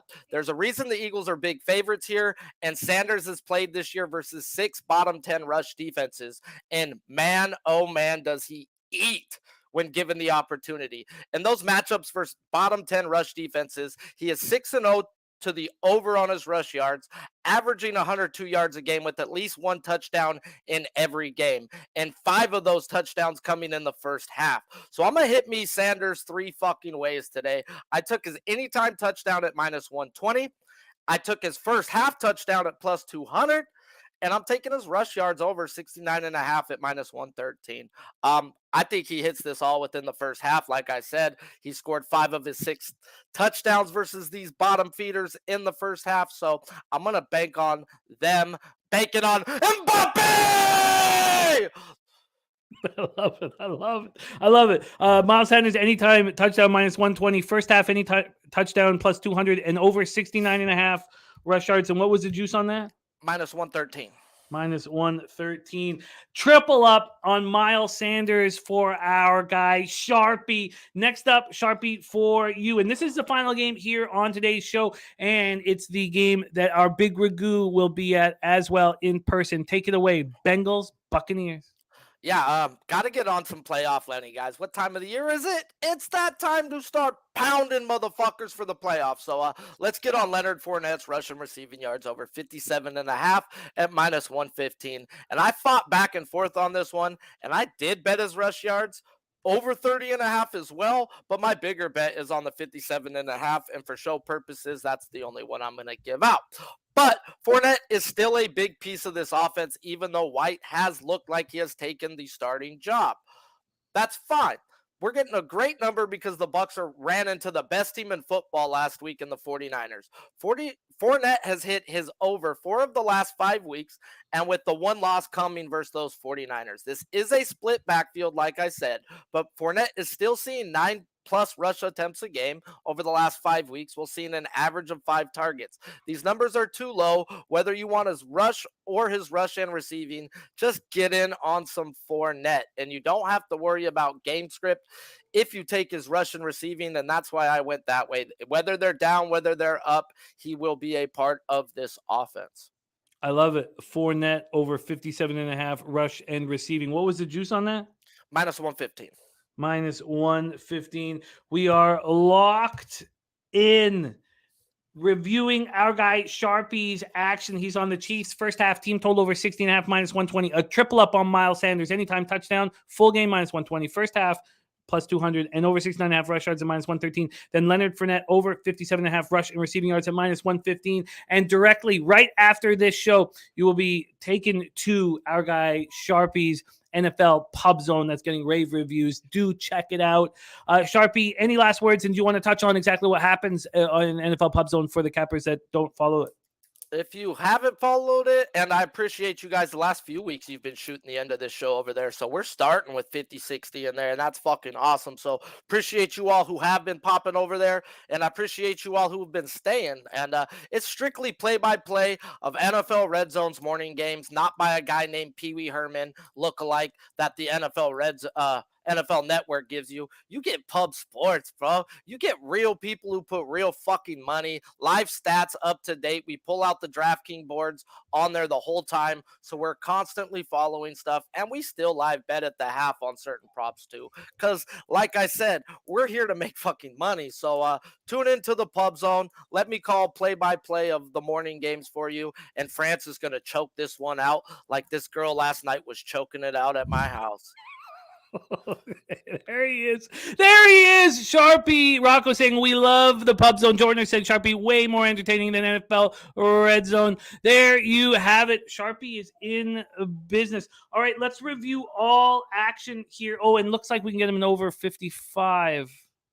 Over 55 at minus 110. Thank you, Craig. Let's do that. All right, we're 8 minutes away from kickoff. Let's review all action here, getting the over 55.5 at minus 110. Beautiful. Beautiful. All right, let's review all action here. For me, I've hit 10 straight. I got Philadelphia, Chicago over 48.5, Jaguars plus 4.5, Dallas, Jacksonville over 47.5, Chargers team total over 23.5. That cost me minus 125. Packers team total under 24.5. That also cost me minus 125.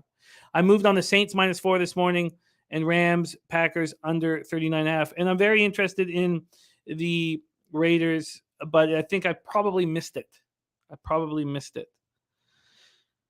And it looks like I win minus 115. Thank you, Craig. Looks like I get all my Argentina cash. Is that right or no? Okay. It's fine. Whatever. I don't want to get, not yet. Okay. 2000 says not yet. Minus 115. McCall Hardman out on Alex Gagnon. All right. Let's review all action here. And thank you guys so much for supporting us here on Pop Sports Radio.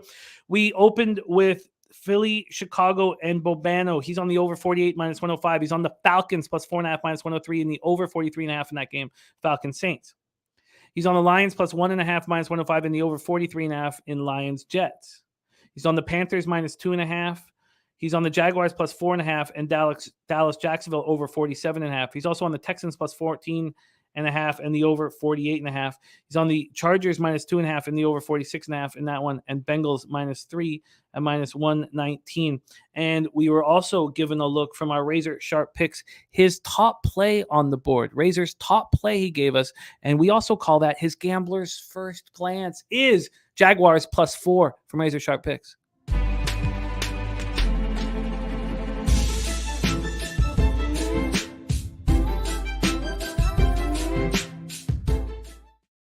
Then for the next capper on the show, and there we go. Woo-wee. That's nice. Another 1.1 in the old bankroll. Shout out to Flash, man. I put 200 on Argentina to reach the corners, to reach the semis, reach the quarters, semis, reach the final, and win outright. Flash, you're the motherfucking man. Popping 2K into my fucking bankroll. God damn.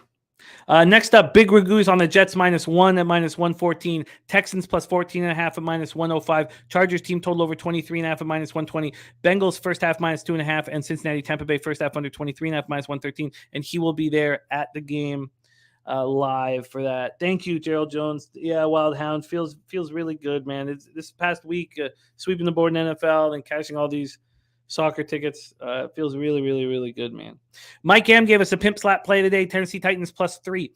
Mr. Goldster, same game parlay. Panthers plus 3.5 and the under 45.5. Frymouth over 39.5. Foreman over 15.5 attempts and over 64.5 rush yards. Cincinnati minus 3 and Cincinnati half or first half full game at plus 104.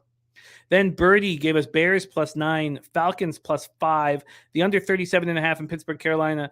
And he gave us his first parlay. Well, he's also on the under 47 in Cincinnati, Tampa, but his first parlay is Panthers, Bengals at +167.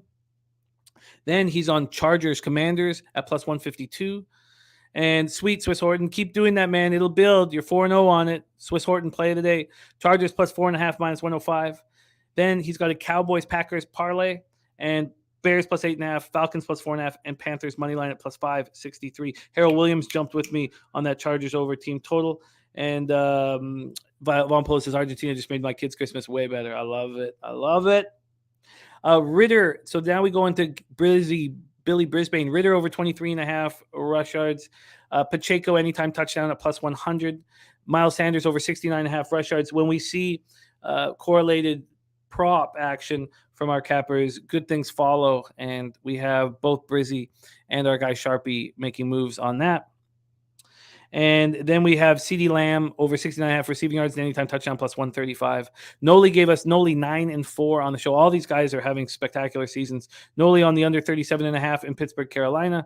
He's on Saints money line under 43.5 parlayed at +179 and the under 43.5 -108. And he's on Washington, New York Giants under 40.5 at -107.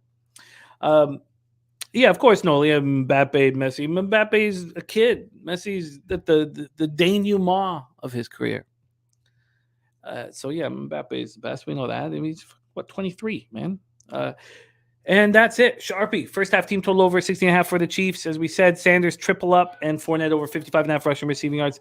Let's go out there and have a giant week. We swept the board last week. We've hit 10 straight. Let's keep it rolling. This show would not be possible without the great producer, Jose Bouquet, who does such an incredible job. There's so many moving parts to the show, and he handles it with such ease. So thank you, Jose, for your hard work. Thank you to everybody in the chat supporting the show. Coin, Noli, Vipe, Harold, Von Polo, Old National, Swiss Horton, Rara Murphy, Wild Hound, Gerald Jones, North Ender, The Truth Teller, Joe Ortner. There's too many of you guys to thank. You all deserve to be thanked because we have nothing without you. Alex Gagnon, Terry Walker, Craig Wood. What a great group. Rocco Rogers, Fernando Encina, Nasty Nate. Thank you guys. Joe Yurkovich, Richie Vegas, Real Deal Prime, JSG, Bo Jackson, Razor Sharp Picks, G Martinez. I get money. Money I got. I love it. Kevin Garrett's. Thank you guys. All right, 2 minutes away from our guy Sharpie taking you through the 1 o'clock action. Those of you who all got paid on Argentina, yeah. Fuck yeah. Now let's go have a giant, and I mean a giant, week 15. Let's go out there and get this fucking money. Leche, hey, los bookmakers.